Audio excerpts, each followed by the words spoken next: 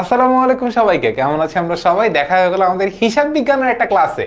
যেই ক্লাসে আজকে আমরা অ্যাকাউন্টিং এর আমাদের শর্ট সিলেবাসে থাকা যতগুলা এমসিকিউ সলভ করা সম্ভব ঠিক ততগুলো এমসিকিউ আমরা আজকে ক্লাসে সলভ করব। এবং ট্রাস্ট মি, আজকের ক্লাসে এমন কিছু এমসিকিউ আমরা সলভ করব যেগুলো আমরা খুব বেশি প্র্যাকটিস করার পরও আমাদের ভুল হওয়ার মতো পসিবিলিটি থাকবে। It's a challenge, it's a win win game.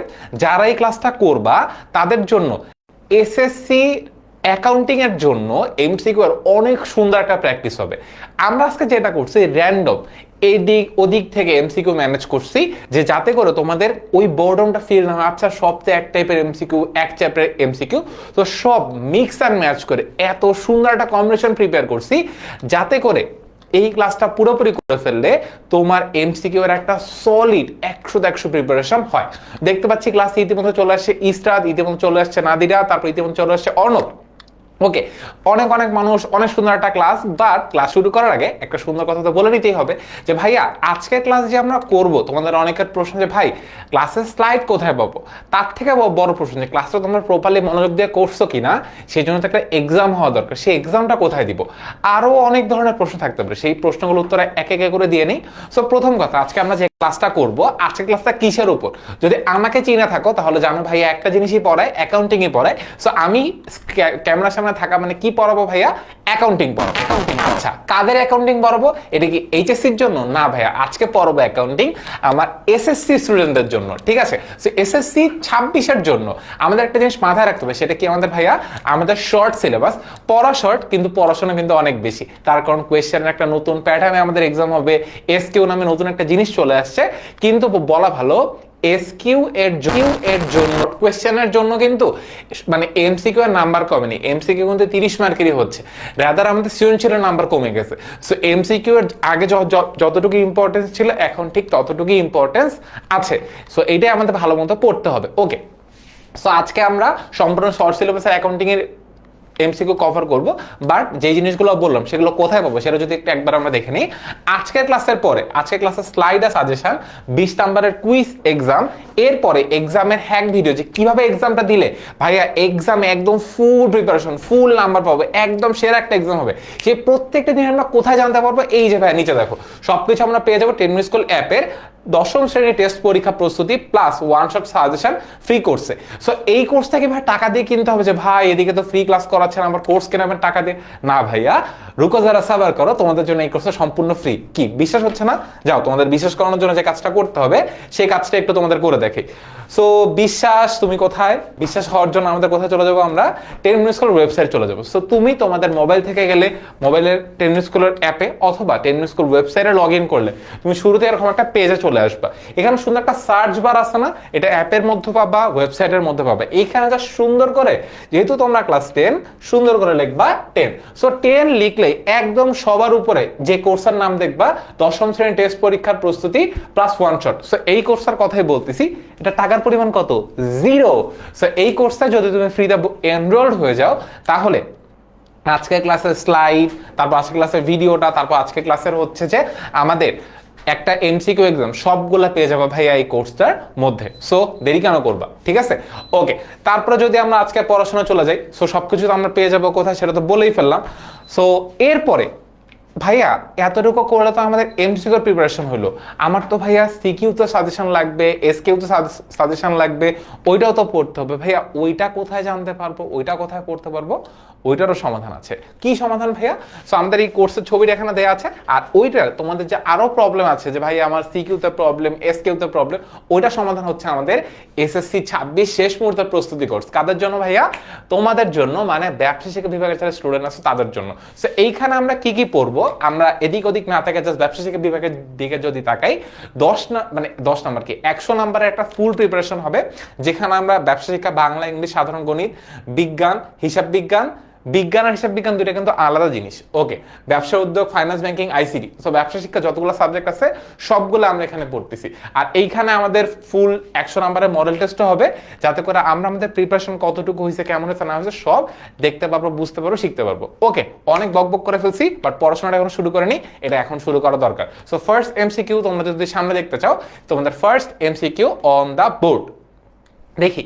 So অনেকগুলো প্রমোশনাল স্লাইড আছে, তোমাদের জন্য স্কিপ করলাম বিকজ তোমাদের পড়াটা ইম্পর্টেন্ট। প্রমোশন তুমি পরেও দেখতে পারবা, বাট পড়াটা একটু মতো করতে হবে। সো আজকের ক্লাসে অলমোস্ট 60টা এমসিকিউ হবে। প্রমিস করলাম ভাইয়া এই 60টা এমসিকিউ যদি তুমি প্রপারলি সলভ করো তোমার এসএসসি এমসিকিউ অনেকগুলা পার্ট ক্লিয়ার হয়ে যাবে। এবং বিলিভ মি এখানে যে এমসিকিউগুলো আজকে আমরা সলভ করব এগুলো অনেকগুলো প্রিভিয়াসলি বোর্ডে আসছে এবং অনেকগুলো এমসিকিউ এর অ্যান্সার খুবই হার্ড। সো তুমি যদি একটু মাথা খাটে অ্যান্সার না করো তাহলে কিন্তু অ্যান্সার ভুল হবে। সো ট্রিকি কোয়েশ্চেন আছে, মাথা খাটার মতো প্রশ্ন আছে। সো খাতা কলম নিয়ে বসো যাতে করে একটা এমসিকিউ অ্যান্সার তোমার ভুল না হয়। ওকে, সো অনেক মানুষ চলে আসছে, তো সবাই মিলে আমরা একটা সুন্দর পড়াশোনা করব। ওকে, দেখতে পাচ্ছি ভাইয়া আপনার পরিচয় দেন। আচ্ছা, আমার পরিচয় হচ্ছে আমি মাহিন। আমি হচ্ছে টেকনিক্যাল স্কুলে অ্যাকাউন্টিং পড়াই, সেটা ছোটদের মানে তোমাদের থেকে শুরু করে এসএসসি এইচএসসি যে কোনো জায়গায়, এসএসসি এইচএসসি অ্যাডমিশন সব জায়গায় মাহিন ভাই অ্যাকাউন্টিংই পড়ায়। সো অ্যাকাউন্টিং আমার ভালো লাগার বিষয়। সো এটাই হচ্ছে আমার পরিচয়। আসো, আর কি পরিচয় চাই? ওকে, সো যারা যারা এখন সালাম দিচ্ছে সবাইকে ওয়ালাইকুম আসসালাম। আচ্ছা, সো আমরা এখন পড়াশোনা শুরু করব। আর পরিচয় পর্ব সব শেষ। দেখতে পাচ্ছি সোলাইমান অ্যান্সার দিছে ডি, তারপর হচ্ছে সনেট অ্যান্সার দিছে ডি।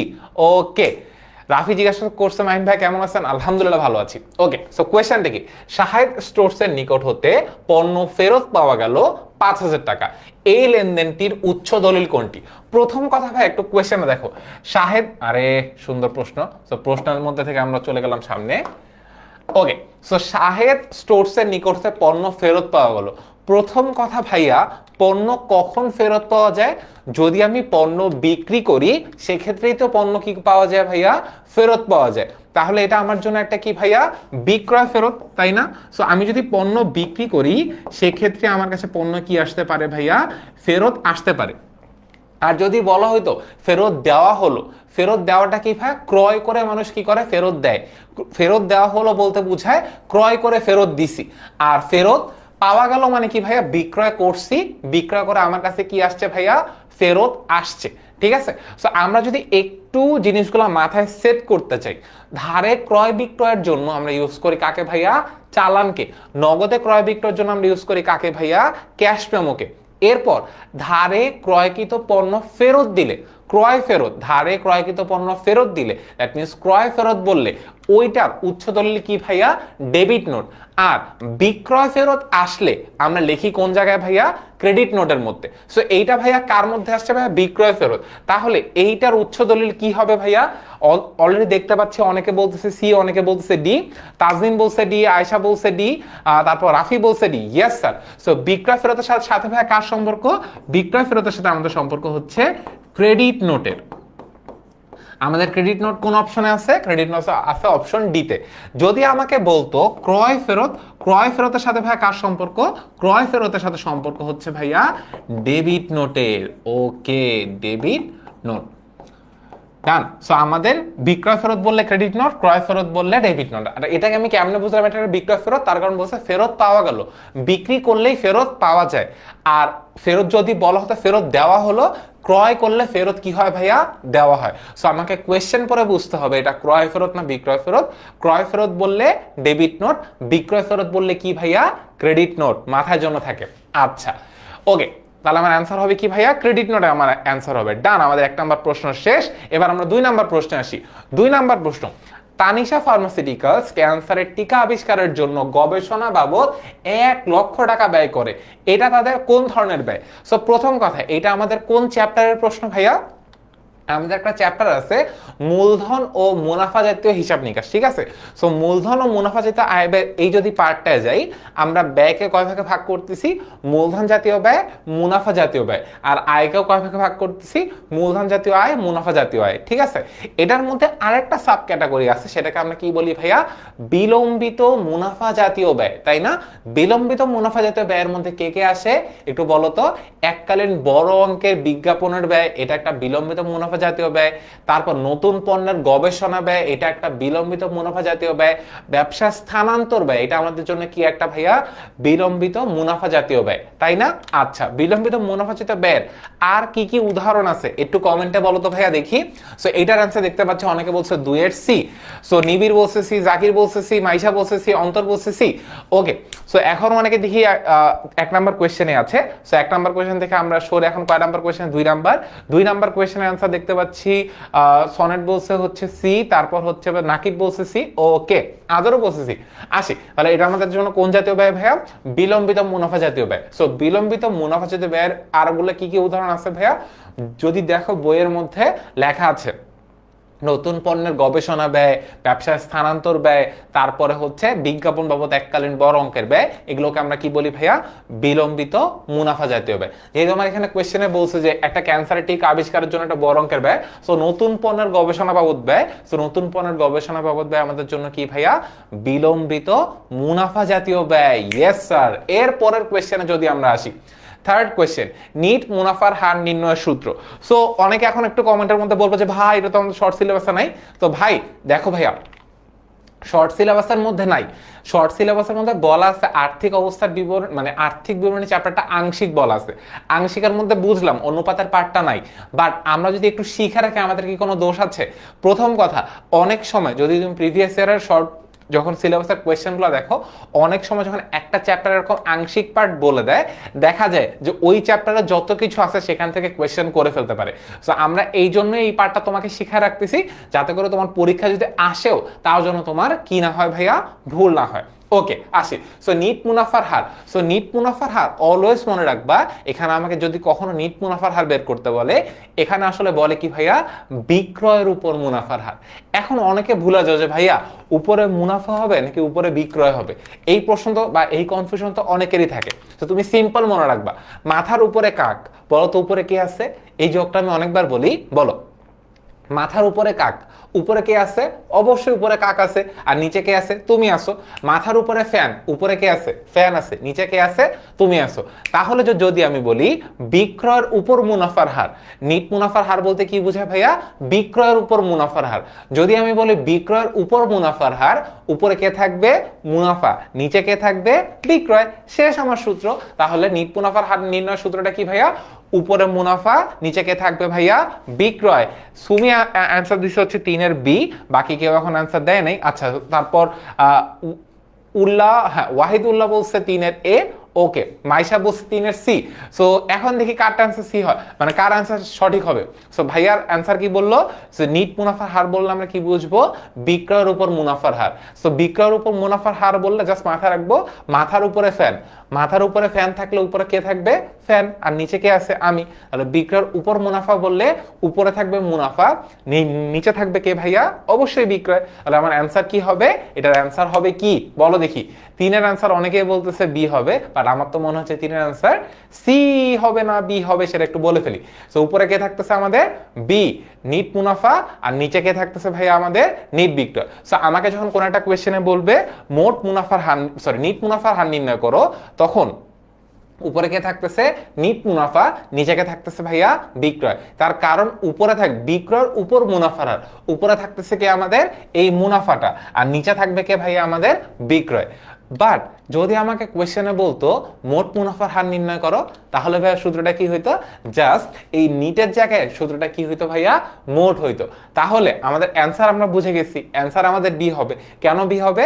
তার কারণ যখনই আমাকে নিট মুনাফার হার নির্ণয় করতে বলবে বা মোট মুনাফার হার নির্ণয় করতে বলবে, আমরা সিম্পলি মাথায় রাখবো এই মুনাফার হারটা অলওয়েজ কার উপর হয় ভাইয়া? বিক্রয়ের উপর হয়। তাহলে মোট মুনাফার হার, বিক্রয়ের উপর মোট মুনাফার হার, বিক্রয়ের উপর মোট মুনাফার হার, উপরে থাকবে কে? মোট মুনাফা, নিচে থাকবে কে? বিক্রয়। বিক্রয়ের উপর নিট মুনাফার হার, উপরে থাকবে কে? নিট মুনাফা, নিচে থাকবে কে? বিক্রয়। তাহলে আমরা সূত্র মনে থাকবে আমাদের, সূত্র ভুলে গেলে জাস্ট মনে রাখবো মাথার উপরে কাক, তাহলে উপরে কে? কাক, আর নিচে কে? আমি। বিক্রয়ের উপর মুনাফা, উপরে মুনাফা, নিচে বিক্রয়, আর ইনটু 100 তো সূত্রের। তাহলে অ্যান্সার কি হবে? অ্যান্সার হবে বি। আচ্ছা রফিক, তোমার কমেন্ট পড়ে ফেললাম ভাইয়া, মন কি আর খারাপ করবা? আর মন খারাপ করিও না, ঠিক আছে? ওকে। সো 3-এর বি, ইয়াসমিন বলছে, আদর বলছে, ফাইমা বলছে, তারপর এদিক থেকে ফাতেমা বলছে সেরা। ওকে। সো আমরা তাহলে পরের কোয়েশ্চেনটায় যাই। এই কোয়েশ্চেনটা যে পারবে তাকে একটা চকলেট খাওয়ানো উচিত, বাট ভাইয়ার কাছে একটা রুলস আছে। রুলসটা হচ্ছে যে যদি ভাইয়ার সাথে দেখা হয় তাহলে তুমি চকলেট পাবা, না হলে ভাইয়া তুমি চকলেট পাবা না। সো চকলেট পাবা না, যদি এই অ্যান্সারটা তুমি পারো তাহলে তুমি চকলেট পাবা, বাট চকলেটটা তোমাকে নিজেকে কিনে খাইতে হবে। আর যদি ভাইয়ার সাথে কখনো কোথাও রাস্তায় দেখা হয় তাহলে ভাইয়ার থেকে তুমি চকলেটটা নিয়ে নিতে পারবা। সো দেখি তোমার লাক কত ভালো, অ্যান্সার পারো নাকি আর ভাইয়ার সাথে দেখা হয় নাকি। ঠিক আছে, ওকে আসি। সো আমাদের খুবই ইন্টারেস্টিং একটা এমসিকিউ, যে এখানে আমাকে জিজ্ঞাসা করছে কি ভাইয়া চলতি অনুপাতের পরিমাণ নির্ণয় করো। সো আমি তোমাকে চলতি অনুপাতের ফ্যাক্টটা একটু বুঝিয়ে দেই। চলতি অনুপাত বলতে কি বোঝায়? চলতি অনুপাত বলতে বোঝায় চলতি সম্পদ ডিভাইড বাই চলতি দায়। চলতি অনুপাত উপরে থাকবে কে ভাইয়া? চলতি সম্পদ, আর নিচে থাকবে কে ভাইয়া? চলতি দায়। ঠিক আছে, চলতি সম্পদ ডিভাইডেড বাই চলতি দায়। সো আমার এখানে ফার্স্টে বের করতে হবে চলতি সম্পদ কোনগুলো। এখন যে ভাইয়া যারা যারা বলবা যে ভাই শর্ট সিলেবাসও নাই, এই ভাই শর্ট সিলেবাস থেকে আর্থিক অবস্থার বিবরণী বাদ দিয়ে দিচ্ছে নাকি? তা তো দেয়নি, তাই না? তাহলে আমাকে এখান থেকে বলো যে এইখানে আমার চলতি সম্পদ কোনগুলো, চলতি দায় কোনগুলো, বিকজ এটা তো আমাদের অবশ্যই সিলেবাসে আছে। আর যদি এটা বের করতে পারে তাহলে এটাও অবশ্যই আমরা পারবো বের করতে। সো আমাকে একটু বলো যে আমাদের এখানে চলতি সম্পদ কোনগুলো, চলতি দায় কোনগুলো। আচ্ছা, সৌজয় বলছে ভাইয়া হিসেব বিজ্ঞান ওয়ান শট ক্লাস দেন সব অধ্যায় প্লিজ, আমার অ্যাকাউন্টিং কিছু পড়া হয়নি। হ্যাঁ ভাইয়া, তোমাদের জন্য আছে আমাদের ওই যে শেষ মুহূর্তের প্রস্তুতি কোর্স, যেইখানে আমরা প্রত্যেকটা চ্যাপ্টারে একটা একটা করে পড়া দিব। ঠিক আছে, ওকে আসি। সো আমার এখানে চলতি সম্পদ কোনগুলো? চলতি সম্পদগুলো হচ্ছে, যদি আমরা একটু আসি, যে আমাদের শ্রাবণ এন্টারপ্রাইজের নগদ তহবিল হচ্ছে কত টাকা? নগদ তহবিল এটা আমাদের জন্য একটা কি ভাইয়া? চলতি সম্পদ 45,000 টাকা। ব্যাংক জমা এটা আমার জন্য একটা কি ভাইয়া? চলতি সম্পদ 40,000 টাকা। সমাপনী মজুদ পণ্য, মজুদের এইখানের ইয়া হবে, এটা হবে না, কত টাকা? 35,000 টাকা। ঠিক আছে, এইটা। তারপর হচ্ছে আসবাবপত্র, এটা কি আমার জন্য চলতি সম্পদ? না ভাইয়া, আসবাবপত্র আমার জন্য কি ভাইয়া? স্থায়ী সম্পদ। তাহলে আমার চলতি সম্পদ কোনগুলো? 45, 40 আর 35। সো 45 আর 35 যোগ করলে কত হয় বলো? মানে আমি যদি সহজ হিসাবে আসি, 40, 40, 80, 80 আর 5 85, 85 আর 5 কত হয়? 85 আর 5 90, 90 আর 30 যোগ করলে কত হয় ভাইয়া? 1,20,000 টাকা। তাহলে আমার চলতি সম্পদ কত টাকা ভাইয়া? চলতি সম্পদ হচ্ছে 1,20,000 টাকা। তারপরে আমার চলতি দায় কত টাকা? চলতি দায়ের পরিমাণ এক্স্যাক্টলি বলে দিছে 30,000 টাকা। তো চলতি দায় কত টাকা? 30,000 টাকা। সো আমি যদি এটা দিয়ে এটাকে ভাগ করি তাহলে কত আসে? 4 আসে। তাহলে আমার অনুপাতের অ্যান্সার কি হবে ভাইয়া বলো তো দেখি। এবার এটার আনসার দেখি, 4-এর বি বলছে অর্ণব, তারপর রফিক বলছে বি, রাফি বলছে বি। ওকে আচ্ছা সুজয় ভাইয়া, তোমার জন্য বলি, আমাদের এসএমপি কোর্সটার মধ্যে কিন্তু প্রিভিয়াস ইয়ার যে ক্লাসগুলো হয়েছে সে প্রত্যেকটা ক্লাস কিন্তু অলরেডি রেকর্ড দেওয়া আছে। তো তুমি চাইলে, তোমার যদি আগামী মাসে পরীক্ষা হয়, তুমি চাইলে এখনই জয়েন হয়ে আমাদের আগামী মাসে ক্লাস, মানে আমাদের প্রিভিয়াস ইয়ারের ক্লাসের রেকর্ডগুলো দেখে ফেলতে পারবা, যেখানে প্রত্যেকটা চ্যাপ্টারে A to Z খুব সুন্দর করে পড়ানো হয়েছে। ঠিক আছে ভাইয়া, ওকে। সো দেখতে পাচ্ছি সুমি বলছে অ্যান্সার বি হবে, সুলতানা বলছে বি হবে। ইয়েস স্যার, তাহলে আমাদের 4 নাম্বার এমসিকিউ এর অ্যান্সার কি হবে? বি হবে কি? আর একটু দেখে বলো তো ভাইয়া, যারা যারা বলতেছো বি হবে না, সি হবে না, ডি হবে। অনেকে যে কনফিউশনটা করেছে ভাইয়া বি দিব না সি দিব। আচ্ছা দেখো আমার অ্যান্সার কত আসছে। তো চলতি অনুপাতে অলওয়েজ মনে রাখবা এই সামনেরটা হচ্ছে কি ভাইয়া? চলতি সম্পদ, আর এটা কি ভাইয়া? চলতি দায়। সো আমার অ্যান্সার কি ভাই? অ্যান্সার হবে বি, 4:1। ঠিক আছে, আচ্ছা শেষ। এরপরে যদি আমরা আসি আমাদের back to normal MCQ, Sohani Kong limited প্রতি বছর গরিব ও মেধাবী ছাত্রছাত্রীদের শিক্ষাবৃত্তি প্রদান করে। এটা তাদের কোন ধরনের দায়বদ্ধতা? অর্থনৈতিক, সামাজিক, রাষ্ট্রীয়, ধর্মীয়। সো এই ক্যাটাগরির ইজি কোয়েশ্চেন অনেক সময় আমাদের পরীক্ষা দেয় আমাদের টেস্ট করার জন্য যে আমরা বইয়ের ভিতরের বেসিক জিনিসগুলো পড়ছি নাকি। সো অ্যাকাউন্টিং বা হিসাব বিজ্ঞান আমাদের শেখায় প্রত্যেকটা ব্যবসার কিছু সামাজিক দায়বদ্ধতা থাকে, সেই জায়গাতে তাদের কয়েকটা কাজ করতে হয়, যে এই যে মানুষের সেবা করা, পরিবেশের উন্নয়ন করা, এই কাজগুলো। সো এই কাজগুলো কোন ধরনের দায়বদ্ধতার মধ্যে পড়ে? এই কাজগুলো সামাজিক দায়বদ্ধতার মধ্যে পড়ে। তাহলে ভাই অ্যান্সার কি হবে? দেখতে পাচ্ছি এখন অ্যান্সার কেউ দেয়নি, অ্যান্সার দেখতে পাচ্ছি অ্যান্সার বি হবে। ইয়েস, 5-এর বি হবে অ্যান্সার। দেখতে পাচ্ছি কারা কারা দিছে, সপ্তর্ষি দিছে, তারপর এই দিক থেকে দেখতে পাচ্ছি আর কেউ দিছে, ইয়েস, তারপর দিক থেকে দেলওয়ার দিছে, সেরা। ওকে, আমাদের এটা তো কোন ধরনের দায়বদ্ধতা? এটা আমাদের জন্য সামাজিক দায়বদ্ধতা। ইজি কোয়েশ্চেন, কোনটি ডেবিট ব্যালেন্স নির্দেশ করে? সো দেখে বলি, এইটা যারা পারবে তারা অ্যাকচুয়ালি অ্যাকাউন্টিং এর প্রত্যেকটা ওয়ার্ড বুঝে আমি ধরে নিব। তার কারণ এখানে এমন 4টা ওয়ার্ডের কথা বলা আছে, তুমি যদি না জানো 4টা ওয়ার্ড দিয়ে কি বুঝায়, তুমি যদি না জানো এই 4টা ওয়ার্ডের মানে কি, তুমি বলতে পারবে না এটা ডেবিট হবে নাকি ক্রেডিট হবে। দেখি কয়জন পারে। সো পরের কোয়েশ্চেনে আমাকে বলছে যে নিচের কোনটি ডেবিট ব্যালেন্স নির্দেশ করে? অনুপার্জিত আয় হিসাব। সবচেয়ে ফান ফ্যাক্ট জানো কি জানো? অনুপার্জিত আয়কে আমি অলওয়েজ থেকে কনফিউজড হইতাম যে আচ্ছা অনুপার্জিত এটা মনে হয় বকেয়া হবে, তারপরে আয় হায় পরীক্ষায় কাটা খাওয়ার পরে দেখছি যে অনুপার্জিত এটার মানে হচ্ছে কি ভাইয়া অগ্রিম। সো অগ্রিমের আর একটা সিনোনিম হচ্ছে কি ভাইয়া অনুপার্জিত। এটা আমি যেদিন জানছি আমার মনে হচ্ছে এই ওয়ার্ডটা বানাইছে কে, কেন বানাইছে।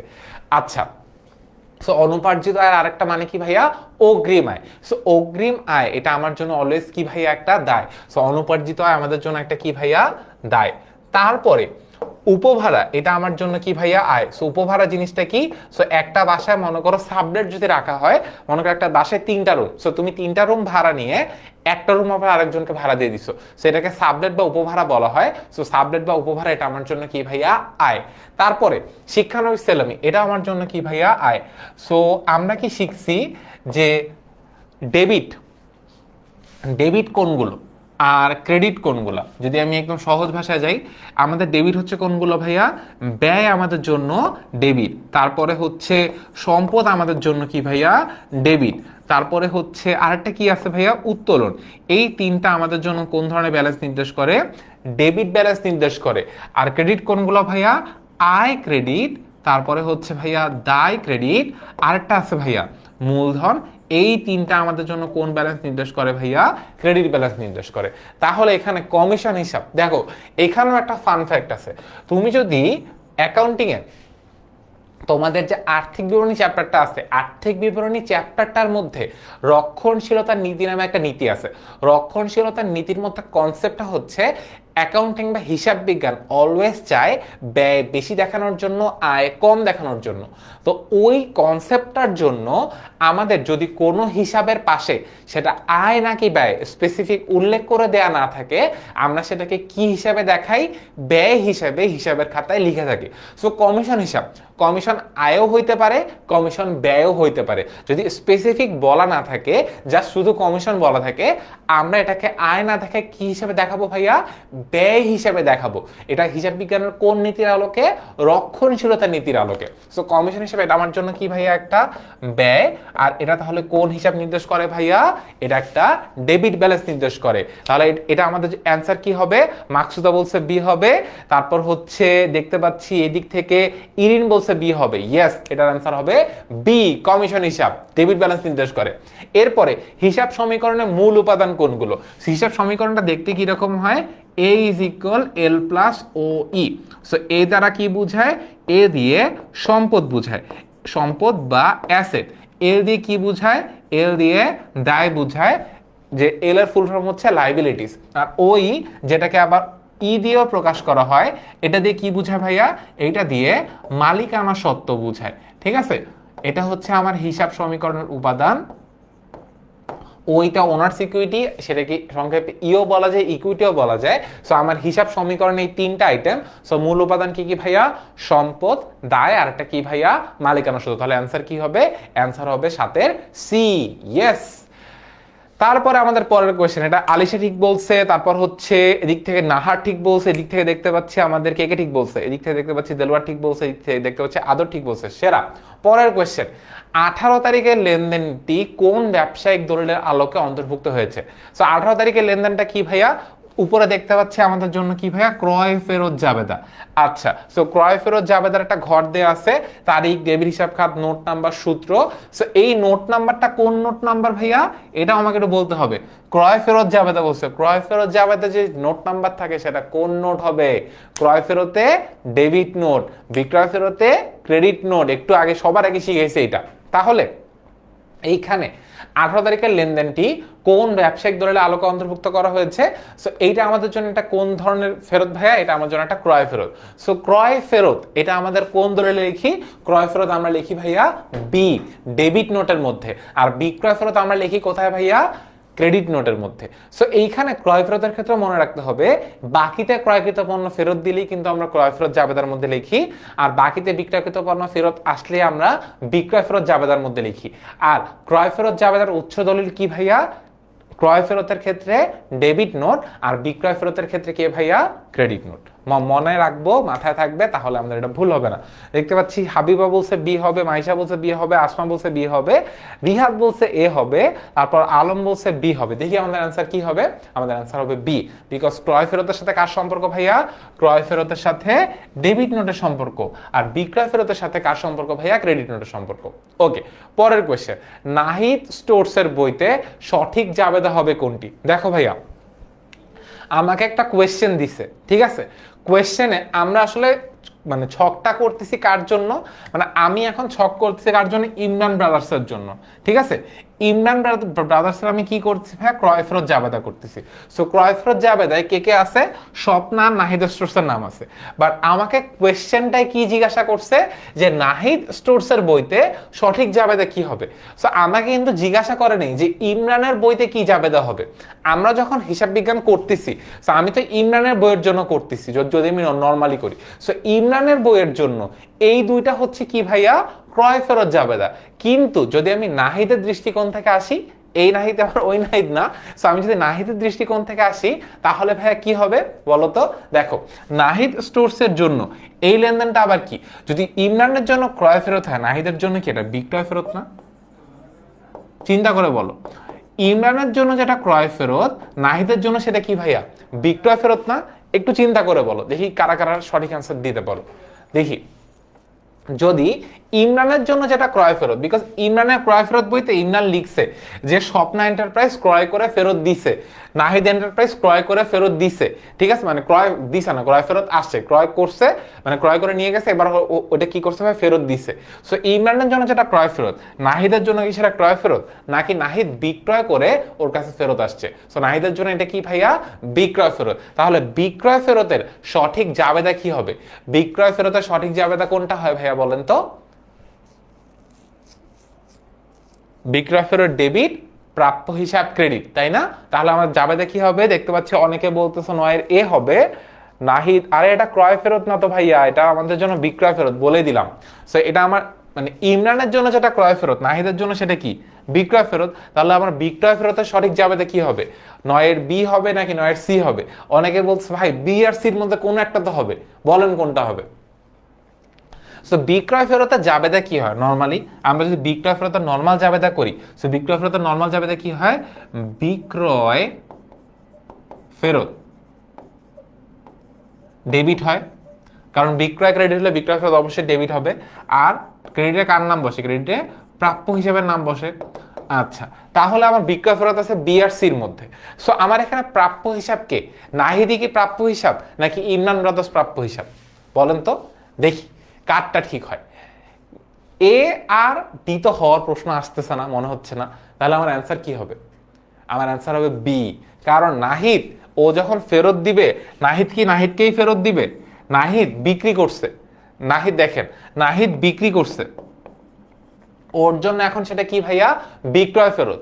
এখন নাহিদ যখন বিক্রি করে ফেরত দিবে, ওকেই ফেরত দিবে? তা তো অবশ্যই ওকে ফেরত দিবে না। আমাকে কোয়েশ্চেন হচ্ছে নাহিদ স্টোরসের বইতে যাবে তা, তো নাহিদ যখন বিক্রি করছে ওকেই ফেরত দিবে? তাও তো দেওয়া সম্ভব না, মানে নাহিদ তো নাহিদকে ফেরত দিতে পারবে না। নাহিদ ফেরত দিলে কাকে ফেরত দিবে ভাইয়া? ইমরানকে ফেরত দিবে। সো খুবই জটিল একটা অঙ্ক, বাট আমাদের মাথায় রাখতে হবে। আমাকে কোয়েশ্চেনে জিজ্ঞাসা করছে নাহিদ স্টোরসের বইতে যাবে দেখি। সো ইমরানের জন্য যেটা ক্রয় ফেরত, নাহিদের জন্য সেটা কি ভাইয়া? বিক্রয় ফেরত। এখন নাহিদ যদি ফেরত দেয়, নাহিদ কি নাহিদকেই ফেরত দিবে? না ভাইয়া, নাহিদ ফেরত দিবে কাকে ভাইয়া? ইমরানকে ফেরত দিবে। সো এটা কারকে ফেরত জাবেদা কি হবে? বিক্রয় ফেরতের জাবেদা হবে। জাবেদা কি? বিক্রয় ফেরত হিসাব ডেবিট, আর ইমরান ব্রাদার্স হিসাব কি হবে ভাইয়া? ক্রেডিট হবে। খুবই জটিল একটা এমসিকিউ, বাট খুবই interesting MCQ, the same point. Okay, আচ্ছা, যারা সায়েন্স মনে করো, যারা সায়েন্স পড়ো তাদের জন্য সিম্পল হিসাব। ভাই জীবনে তো টাকা কামাবা না, টাকা কামায় টাকার হিসাব রাখবা কেমনে? যদি টাকা কামায় টাকার হিসাব রাখতে চাও, তাহলে অ্যাকাউন্টিং ক্লাসটা করো, জীবনে অনেক দূর আগাইতে পারবা। দ্যাটস দ্য বিগেস্ট মোটিভেশন, ঠিক আছে? ব্যবসা চালিকা শক্তি কোনটি? ইজি হিসাব, নগদ তহবিল হচ্ছে ব্যবসার চালিকা শক্তি। ইজি এমসিকিউ, টাইম দিলাম না। নিচের কোনটি অন্য তিনটি হতে ভিন্ন? মূলধন আনয়ন, ঋণ গ্রহণ, যন্ত্রাংশ বিক্রয়, জমি ক্রয়। দেখো এই তিনটার মধ্যে কোনটা ভিন্ন? যদি আমি বিজনেসে মূলধন নিয়ে আসি, টাকা আসে, ঋণ গ্রহণ করলে নগদ টাকা আসে, যন্ত্রাংশ বিক্রি করে দিলে নগদ টাকা আসে, কিন্তু জমি ক্রয় করলে কি হয় ভাইয়া? নগদ টাকা চলে যায়।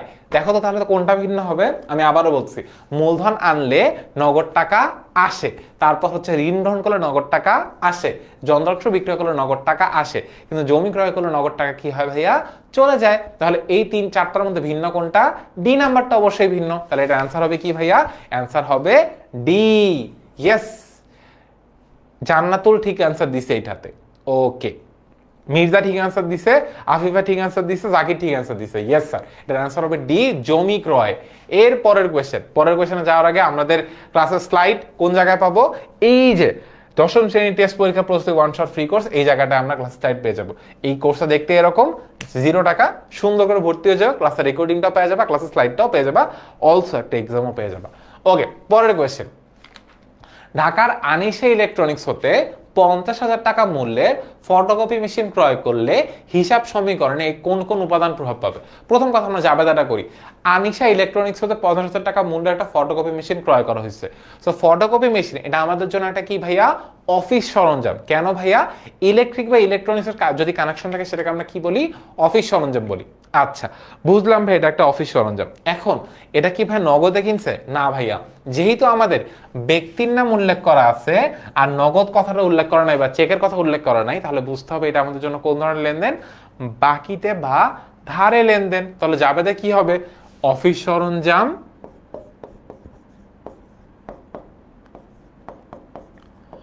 অফিস সরঞ্জাম ডেবিট। ক্রেডিটে কে আসবে? ক্রেডিটে হচ্ছে প্রদেয়, নাম কি? আনিশা ইলেকট্রনিক্স না? প্রদেয় আনিশা ইলেকট্রনিক্স ক্রেডিট। তাহলে কোন কোন হিসেবে প্রভাবিত হবে? এটা আমার জন্য একটা কি ভাইয়া? সম্পদ, দ্যাট মিনস হচ্ছে এ। আর এটা আমার জন্য কি ভাইয়া? একটা দায়, দ্যাট মিনস হচ্ছে এল।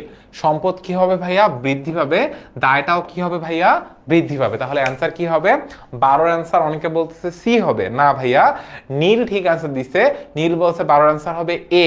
তারপর সুমি বলছে 12 অ্যান্সার হবে এ, সুলতানা বলছে 12 অ্যান্সার হবে এ, ফরিদুর বলছে ফরিদুর অ্যান্সার ঠিক আছে। এদিক থেকে দেখতে পাচ্ছি দেলোয়ারের অ্যান্সার ঠিক আছে। ইয়েস, অহনার অ্যান্সারও ঠিক আছে। আমাদের কে কে বৃদ্ধি পাবে? এ বৃদ্ধি পাবে আর এল বৃদ্ধি পাবে। ই কেন পাবে না? তার কারণ আমার জাবেদায় ইন কোনো পক্ষই তো নেই, মালিকানা সত্ত্বের কোনো পক্ষই নেই, আমার এ আর এল। আর যদি নগদেও কিন্তু তখন কি হতো ভাইয়া? এ প্লাস এ মাইনাস, সম্পদ বৃদ্ধি সম্পদ হ্রাস। যে যদি ব্যাংকেও কিনতো বা চেকে কিনতো তখন এ প্লাস এল মানে এ প্লাস এ মাইনাস হতো, সম্পদ বৃদ্ধি সম্পদ হ্রাস হইতো। বাট যেহেতু বাকিতে কিনছে তাহলে আমার কি কি হবে? এ প্লাস আর এল প্লাস, সম্পদ আর দায় কি হবে? বৃদ্ধি পাবে। ইয়েস, এর পরের কোয়েশ্চেন অ্যান্সার তো হচ্ছে এটার এ। অফিসের জন্য পাঞ্চ মেশিন ক্রয় 500 টাকা, এটা ক্রয়ফল প্রভাবিত হবে কোন হিসাব? পাঞ্চ মেশিন, তারপর ক্যালকুলেটর, এগুলো আমাদের জন্য কি ভাইয়া? এগুলোকে আমরা কোন হিসেবে লিখি? প্রথম কথা, মণিহারি কাকে বলে? কাগজ কলম তারপর হচ্ছে এই টাইপ জিনিসগুলোকে আমরা কি বলি ভাইয়া? মণিহারি বলি। তারপর ক্যালকুলেটর, পাঞ্চ মেশিন, স্টাপলার, এগুলোকে আমরা কি বলি ভাইয়া? এগুলোকে আমরা বলি হচ্ছে অফিস সাপ্লাইজ। তারপরে এসি, টিভি, ফ্রিজ, মানে যেগুলো সাইজে বড়, দাম বেশি, যেটার সাথে কারেন্টের কানেকশন আছে, সেগুলোকে আমরা কি বলি ভাইয়া? অফিস সরঞ্জাম বলি। আর কাঠ বাঁশ বেতের তৈরি জিনিসগুলোকে আমরা কি বলি ভাইয়া? মানে আসবাবপত্র বা ফার্নিচার বলি। ঠিক আছে, ওকে। তাহলে এটার আনসার কি হবে? সি, অফিস সরঞ্জাম। তার আনসার হবে অফিস সরঞ্জাম, অফিস সাপ্লাইজ। আমি পাগল হয়ে গেছি। পাঞ্চ মেশিন আমাদের জন্য কি ভাইয়া? Office supplies. আমি কমেন্ট দেখে কমেন্টের মতো করে বলে ফেলছি, হায় রে কপাল। তো পাঞ্চ মেশিন আমাদের জন্য কি ভাইয়া?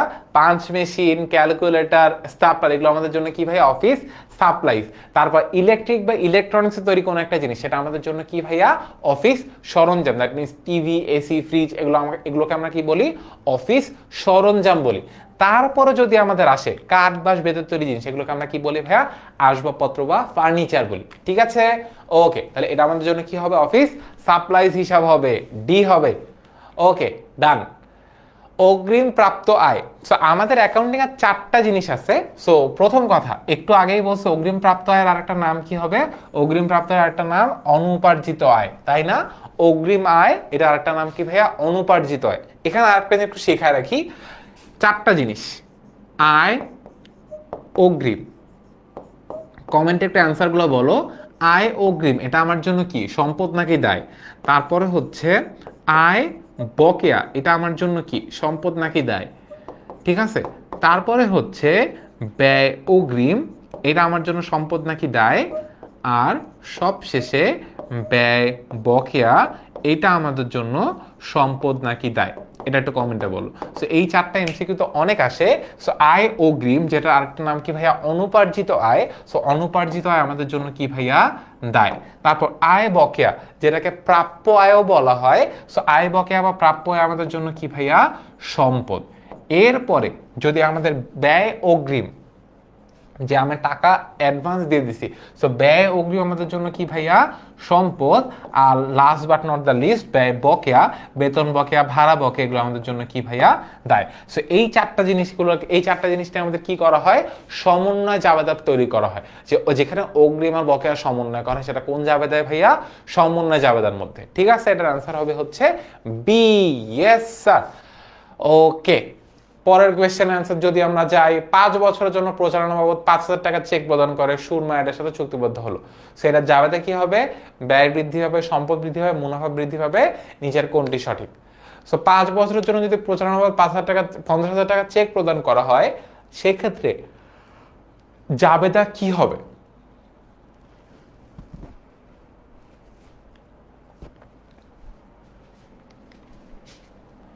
এটা জাবেদা, প্রথম কথা জাবেদা কি হবে, ইয়েস, আসমা বেগম আয় অগ্রিম দায়, আয় বকেয়া সম্পদ লিখে ফেলছে। ওকে, আগে যেটা লিখতে বলছিলাম।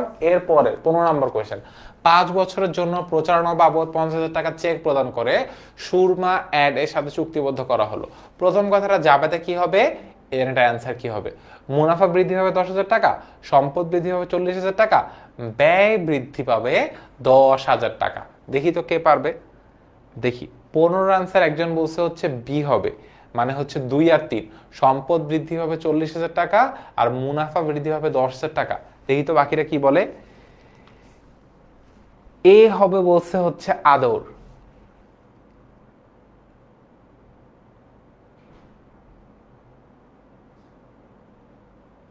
দেখতে পাচ্ছি অহনা বলছে সি হবে। আর এ বি সি ডি সবাই তো সবকিছু বলে ফেলতেছে, তাহলে আমি কি বলবো, আমি কি ডি বলবো? তাহলে দেখি কারটা সঠিক হয়।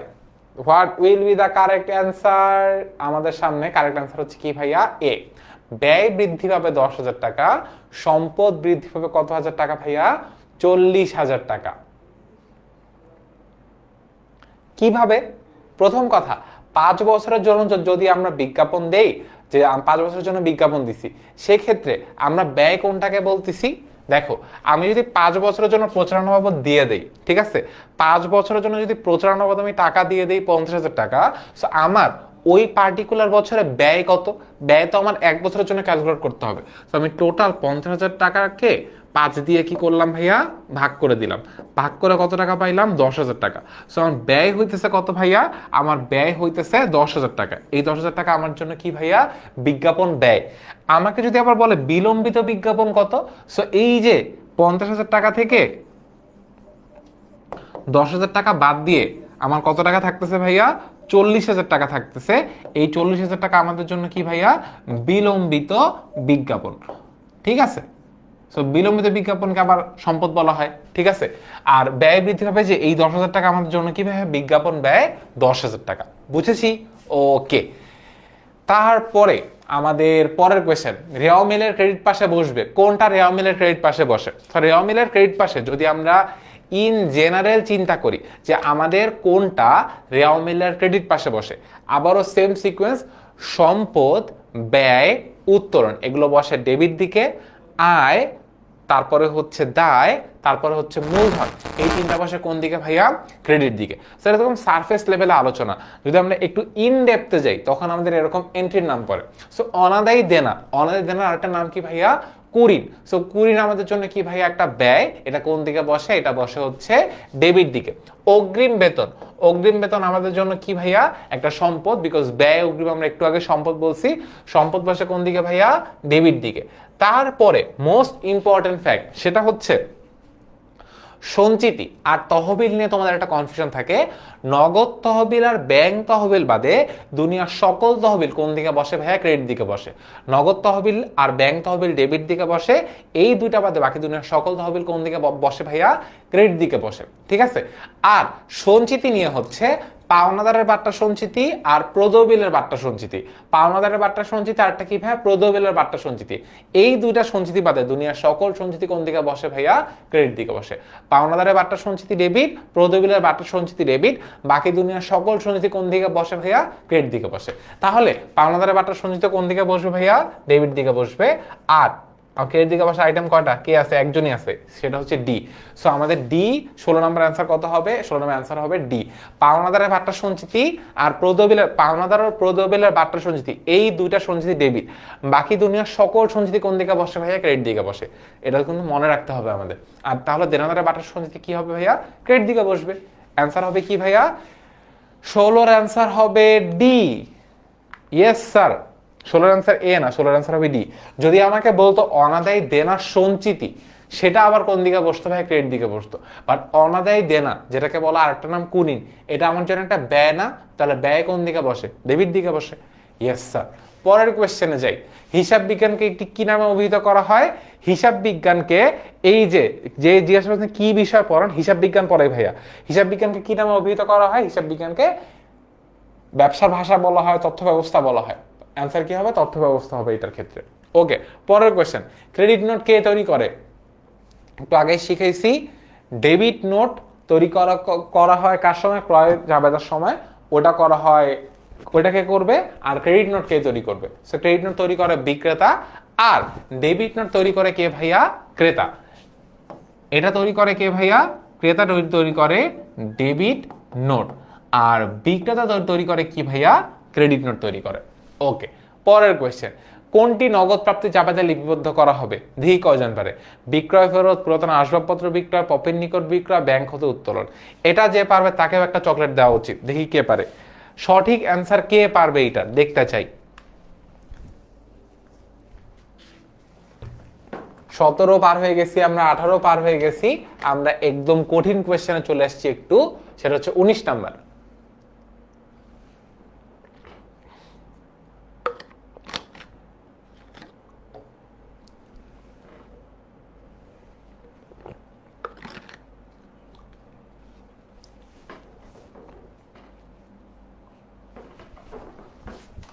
ওকে, 18 না, আমরা এখন 19-এ চলে আসছি। 19-এর অ্যান্সার দেখি কি হবে। 19-এর বি বলছে আসমা, তারপরে হচ্ছে দেখতে পাচ্ছি 19-এর আর কেউ অ্যান্সার বলেনি, তাহলে আমরা একটা একটা করে আগে। জাকির বলছে 19-এর ডি হবে। ওকে, বিক্রয় ফেরত, ভাইয়া বিক্রয় ফেরতকে আমরা নগদ প্রাপ্তির মধ্যে লিখি। বিক্রয় ফেরত আমরা কোথায় লিখি ভাইয়া, বিক্রয় ফেরত জাবেদার মধ্যে। তারপর পুরাতন আসবাবপত্র বিক্রয়, ইয়েস, পুরাতন আসবাবপত্র বিক্রি করলে কি নগদ টাকা আসবে, ইয়েস অবশ্যই পুরাতন আসবাবপত্র বিক্রি করলে নগদ টাকা আসবে। তাহলে এটা আমরা কোথায় লিখবো ভাইয়া, ইয়েস এটা আমরা নগদ প্রাপ্তির মধ্যে লিখতে পারি। ওকে, পপের নিকট বিক্রয়, এটা কি আমার নগদ প্রাপ্তির মধ্যে আসবে, দেখো তো ভাইয়া, অনেকে সি নিয়ে কনফিউজ হয়ে যায়, ভাইয়া এটা কি আমার নগদ প্রাপ্তির মধ্যে আসবে কিনা। প্রথম কথা, পপের নিকট বিক্রয়, এটা তো নগদ প্রাপ্তির প্রধান মধ্যে আসবেই না। আগে আমাকে বলো এই সি নাম্বারটা কোথায় আসবে, পপের নিকট বিক্রয়, ব্যক্তির নাম উল্লেখ করা আছে, নগদ দেন কিছু বলা নেই, এটা আমার জন্য কি লেনদেন ভাইয়া, বাকিতে বা ধারে লেনদেন। তাহলে পপের নিকট বিক্রয় এটা আমাদের কোথায় আসবে, এটা আমাদের আসবে বিক্রয় জাবেদার মধ্যে। এটাও কিন্তু অনেক ইম্পর্টেন্ট একটা এমসিকিউ। আর ব্যাংক হতে উত্তোলন, সো ব্যাংক হতে উত্তোলন, এটা এটা আমাদের জন্য কোন এন্ট্রি ভাইয়া, এটা আমাদের জন্য একটা কন্ট্রা এন্ট্রি। কন্ট্রা এন্ট্রি কি ভাইয়া নগদ প্রাপ্তি নগদ প্রদানের মধ্যে আসে, ব্যাংক হতে উত্তোলন আর ব্যাংকে জমাদান, এই দুইটা আমাদের জন্য কোন ধরনের entry, contra entry. Contra entry কোনগুলো, যেগুলো জাবেদা করলে নগদান হিসাব আর ব্যাংক হিসাব থাকে, কখনো নগদান হিসাব ডেবিট হয়, কখনো নগদান হিসাব ক্রেডিট হয়। মানে হচ্ছে যে জাবেদা করলে দুইটা পক্ষই হয় জাবেদায়, নগদান হিসাব ডেবিট আর ব্যাংক হিসাব ক্রেডিট, অথবা ব্যাংক হিসাব ডেবিট অথবা নগদান হিসাব ক্রেডিট, এই জাবেদাগুলোকে আমরা কি বলি ভাইয়া, কন্ট্রা এন্ট্রি বলি। দুইটাই আছে, নগদ টাকা ব্যাংকে জমা দেন আর ব্যাংক হতে উত্তোলন, ঠিক আছে, ব্যাংকে জমা দেন আর ব্যাংক হতে উত্তোলন, অফিস প্রয়োজনে ব্যাংক হতে উত্তোলন, এগুলো আমাদের জন্য কি ভাই, কন্ট্রা এন্ট্রি। কন্ট্রা এন্ট্রি নগদ প্রাপ্তি নগদ প্রদানের মধ্যে আসে না, নগদ প্রাপ্তি প্রদান জাবেদার মধ্যে আসে না। তাহলে বাকি থাকলো কে, বাকি থাকে একজনই, সেটা হচ্ছে বি। তাহলে অ্যান্সার কি হবে ভাইয়া, বি হবে। মাইশা বলছে বি হবে, তারপর সুমি বলছে বি হবে, যারা ভুল করেও বলছিল ডি হবে। ডি কেন আসবে না সেটাও বুঝাই দিছি, বিকজ ডি একটা কন্ট্রা এন্ট্রি। ব্যাংক হতে উত্তোলন অথবা ব্যাংকে জমা দেন, এগুলো কখনোই নগদ প্রাপ্তি প্রদান জাবেদার মধ্যে আসবে না, কারণ এগুলো কন্ট্রা এন্ট্রি। ওকে, সি আসবে কোথায়, বিক্রয় জাবেদার মধ্যে। ওকে, ডান। আমাদের 20 নাম্বার এমসিকিউ যদি আমরা আসি, পুরাতন মেশিন বিক্রয় যার অবচয় বহির্ভূত মূল্য 18,500 টাকা টাকা হলে প্রাপ্ত উদ্বৃত্ত কোন ধরনের লেনদেন? সো এই কোয়েশ্চেনটা বোঝাটা একটু ডিফিকাল্ট, তা আমি তোমাকে বুঝাই দিই। এখানে বলছে পুরাতন আসবাবপত্র বিক্রি করছে কত টাকায় ভাইয়া? 20,000 টাকায়। এটার অবচয় বহির্ভূত মূল্য মানে অবচয় বাদ দেওয়ার পরে যে মূল্য থাকে, যেটাকে আমরা কি বলি ভাইয়া? পুস্তক মূল্য বলি। মানে একটা সম্পত্তির যে মূল্য, ক্রয় মূল্য, ওইটা থেকে আমরা যদি অবচয়টা বাদ দিই, অবচয় বাদ দেওয়ার পর আমরা যে পুঞ্জীভূত অবচয় বাদ দেওয়ার পর আমরা যে মূল্য পাই, সেটাকে আমরা কি বলি ভাইয়া? পুস্তক মূল্য বলি। সো পুস্তক মূল্য বা অবচয় বহির্ভূত মূল্য দুটো হচ্ছে সেম জিনিস। সো এটার পুস্তক মূল্য কত টাকা ভাই? 18,500 টাকা। সো পুস্তক মূল্য বলতে বোঝায় একটা সম্পত্তির ক্রয় মূল্য থেকে অবচয় বাদ দেওয়ার পর যে মূল্যটা থাকে, মানে ওই সম্পত্তিটার এক্সাক্ট মূল্য যত হওয়া উচিত সেই মূল্যটাকে আমরা কি বলি ভাইয়া? পুস্তক মূল্য বলি। আচ্ছা, পুস্তক মূল্য যদি 18,500 টাকা হয়, তাহলে 18,500 টাকার একটা জিনিস 20,000 টাকায় বিক্রি করছি, লাভ হইছে না? কয় টাকা লাভ হইছে? ওদিকে 500, ওদিকে 1,000, 1,500 টাকা লাভ হইছে। সো আমাকে জিজ্ঞাসা করছে প্রাপ্ত উদ্বৃত্ত, মানে এই যে 1,500 টাকা যে উদ্বৃত্ত আছে, এই প্রাপ্ত উদ্বৃত্তটা কোন ধরনের লেনদেন? সো দেখি কে পারে। দেখতে পাচ্ছি মেহজাবিন বলছে বি হবে, সুমি বলছে সি হবে, রিফাত বলছে সি হবে, তারপর আসমাম বলছে ডি হবে। ওকে, প্রথম কথা, ডি হওয়ার চান্সেস একদমই নাই। ঠিক আছে, আমাকে প্রথম এই জিনিসটা ক্রয় বলছে না বিক্রয়? যদি আমার ক্রয় বলতো সেক্ষেত্রে আমার একটা মূলধন যেটা ব্যয় হওয়ার পসিবিলিটি থাকতো, বাট এটা তো আমার ক্রয় না, এটা তো আমার বিক্রয়। এবার দেখে বলো কি হবে। মাইশা বলছে সি হবে, নাবিলা বলছে হচ্ছে সি হবে। ইয়েস, এটার আনসার কি হবে? এটার আনসার হবে সি। কেন? আমরা যদি আবার একটু পিছনে যাই, দেখো এইখানে আমি সম্পত্তিটা বিক্রি করছি কয় টাকায় ভাইয়া? 20,000 টাকায়। আর এটার অ্যাকচুয়াল মূল্য কত টাকা ছিল ভাইয়া? 18,000 টাকা। যদি আমাকে প্রশ্নে জিজ্ঞাসা করতো মূলধন জাতীয় প্রাপ্তি কত টাকা, দেখো এখানে যদি আমাকে জিজ্ঞাসা করতো মূলধন জাতীয়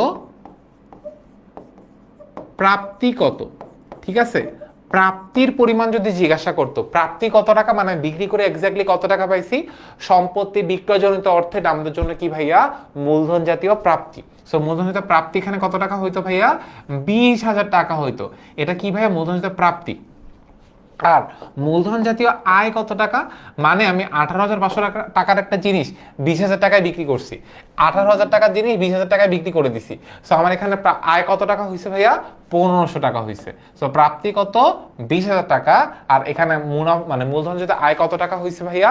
মূলধন জাতীয় আয় হয়েছে 1,500 টাকা। ঠিক আছে, তাহলে এই যে উদ্বৃত্তটা 1,500 টাকা, এটা আমাদের জন্য কি ভাইয়া? মূলধন জাতীয় আয়। অ্যান্সার কি হবে? অ্যান্সার হবে সি।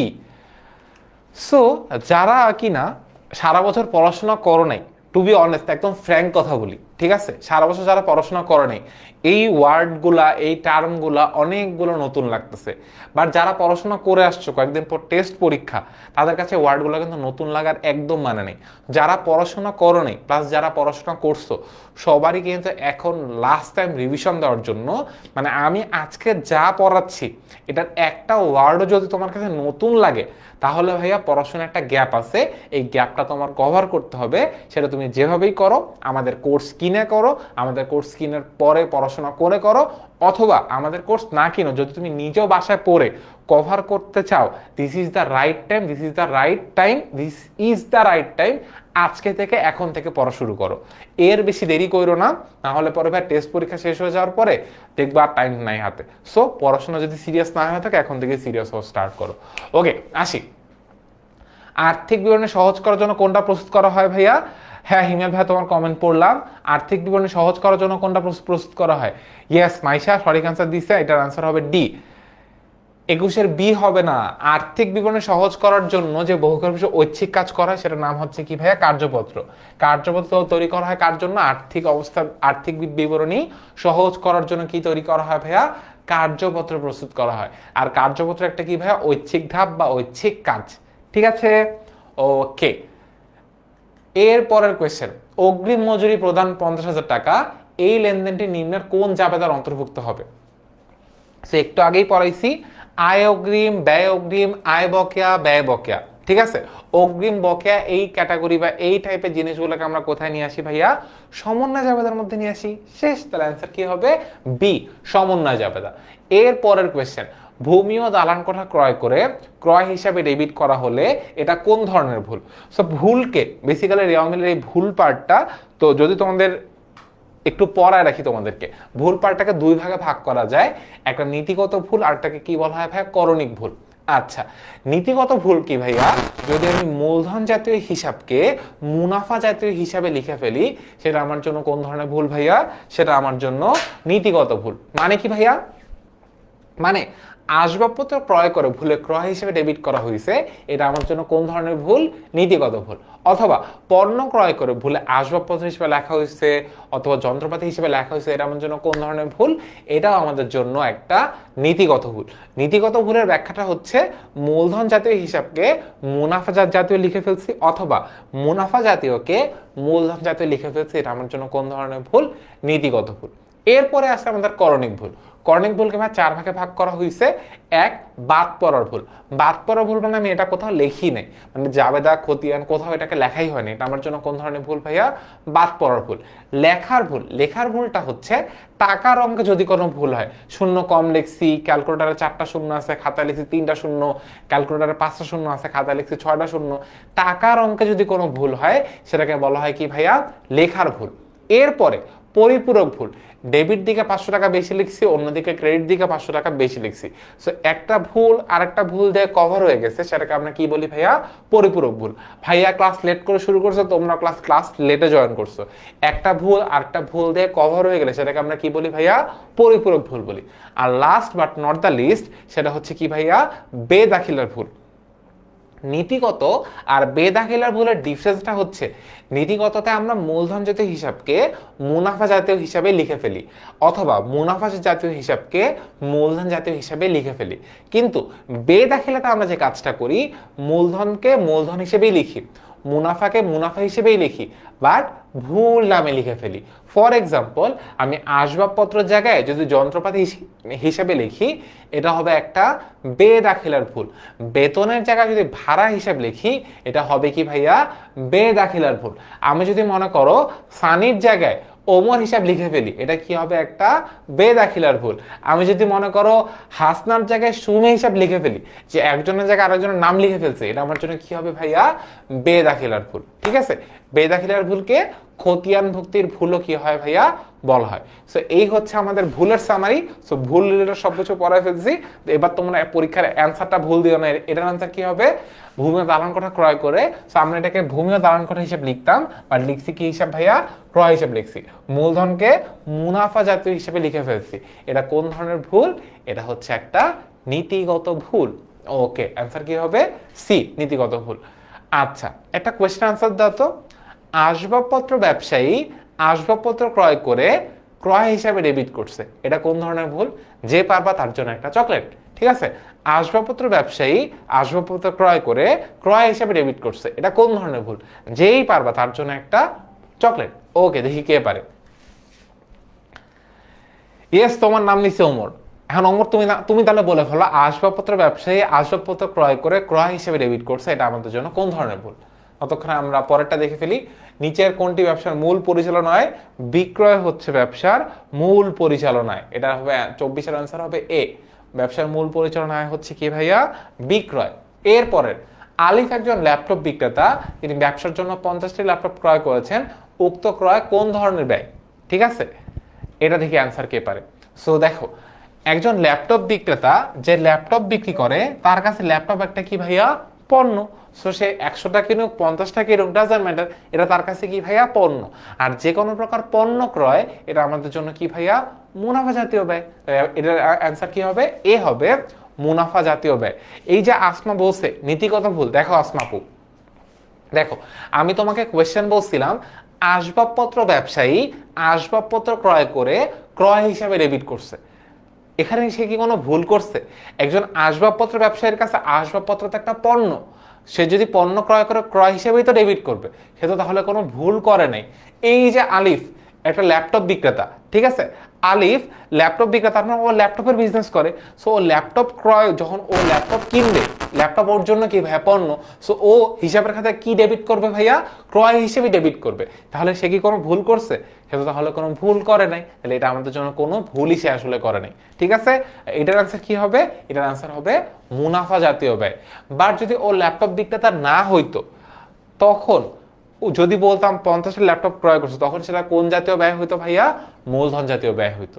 ঠিক আছে, একটা ল্যাপটপ কিনো, সেটা কি হইতো ভাইয়া? মূলধন জাতীয় ব্যয় হইতো। ওকে, আসি এর পরের কোয়েশ্চেন। নিচের কোনটি মুনাফা জাতীয় আয়?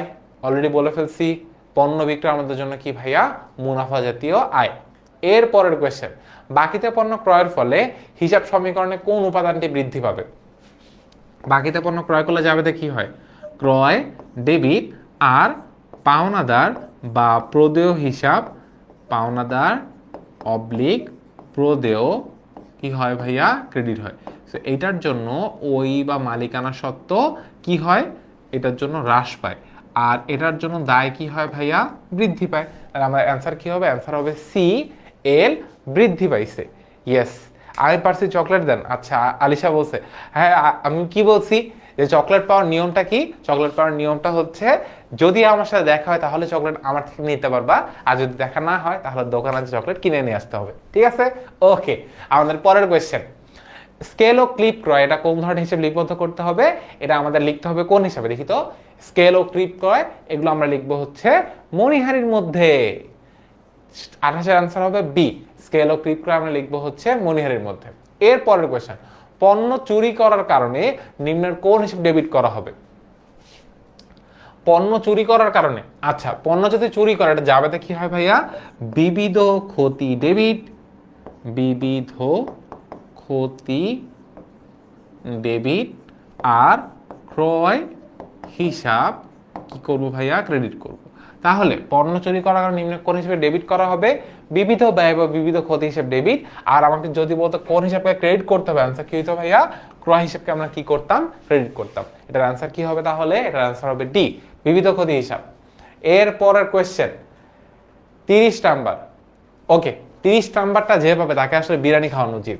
ও না, 30 নাম্বারটা না, 30টা মানে 31 নাম্বারটা যে পাবে তাকে আসলে বিরিয়ানি খাওয়ানো উচিত। 31 নাম্বারটা আমরা এখনো যাইনি, যাব তখন দেখবা 31 নাম্বারে কি বলা আছে। 29 বার আগে বলো, 29টা শেষ, এখন বলো 30-এর আনসার কি হবে?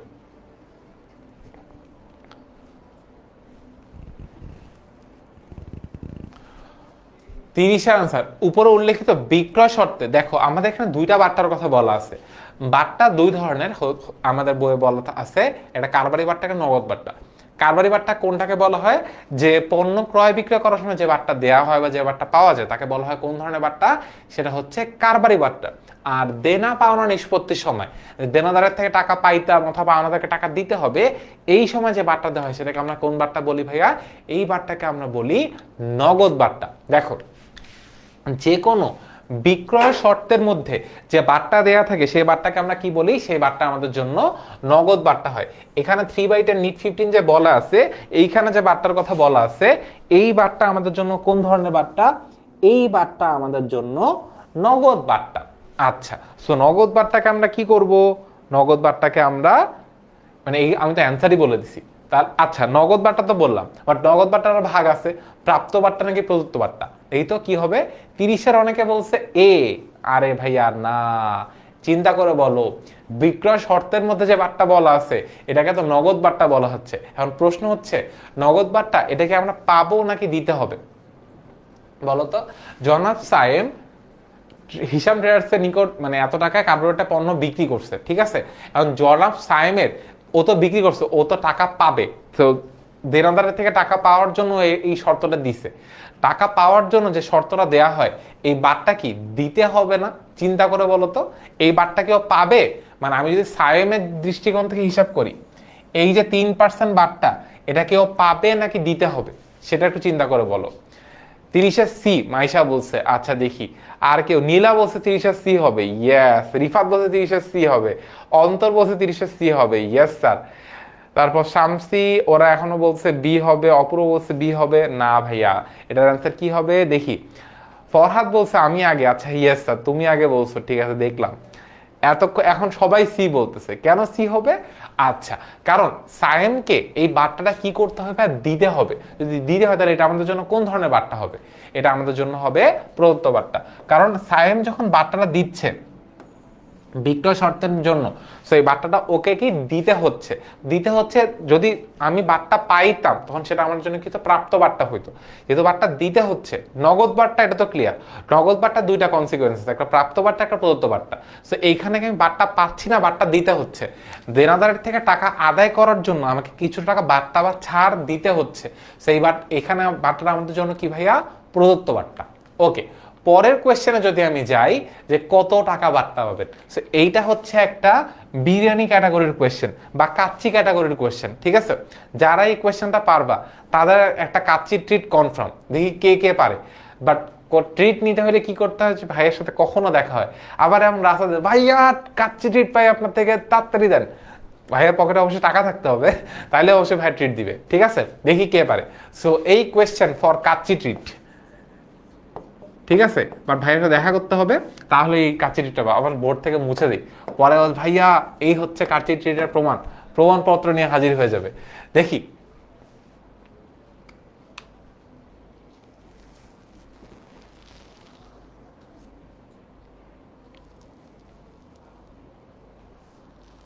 আচ্ছা, ইমন বলতেছে এসএসসি 26কে পেয়ে এইচএসসি 26কে পেয়ে এইচএসসি 27কে কি ভুলে গেছি? আচ্ছা ভাইয়া, এইচএসসি 27কে যদি ভুলে যাইতাম, এইচএসসি 27 ব্যাচে, ঠিক আছে, আমি যদি এসএসসি ক্লাস, তাও এইচএসসির জন্য একটা কথা বলি, এইচএসসি 27 ব্যাচকে যদি ভুলে যাইতাম তাহলে প্রত্যেক সপ্তাহে 3টা করে ক্লাস নিতাম না, ঠিক আছে? এইচএসসি 27 ব্যাচের অ্যাকাউন্টিং পেইড কোর্সে প্রত্যেক সপ্তাহে 3টা করে ক্লাস নিচ্ছি, তাহলে এইচএসসি 27 ব্যাচকে কেমনে ভুলে গেলাম? তাহলে ইমন, তাহলে তোমাকে কি করতে হবে ভাইয়া? পেইড কোর্সে জয়েন করতে হবে। পেইড কোর্সে জয়েন করলে কি 3টা করে ক্লাস সপ্তাহে। অ্যাকাউন্টিং এর এত পড়া প্রথম থেকে না পড়লে ভাইয়া একদম শেষ। আর এসএসসি তে অ্যাকাউন্টিং যা দেখতেছো, এইচএসসি তে এই অ্যাকাউন্টিংটা হচ্ছে 2 থেকে 3টা চ্যাপ্টার, আর এইচএসসি অ্যাকাউন্টিং এর টোটাল চ্যাপ্টার হচ্ছে 10টা। এবার বলো পড়াশোনা কত বেশি।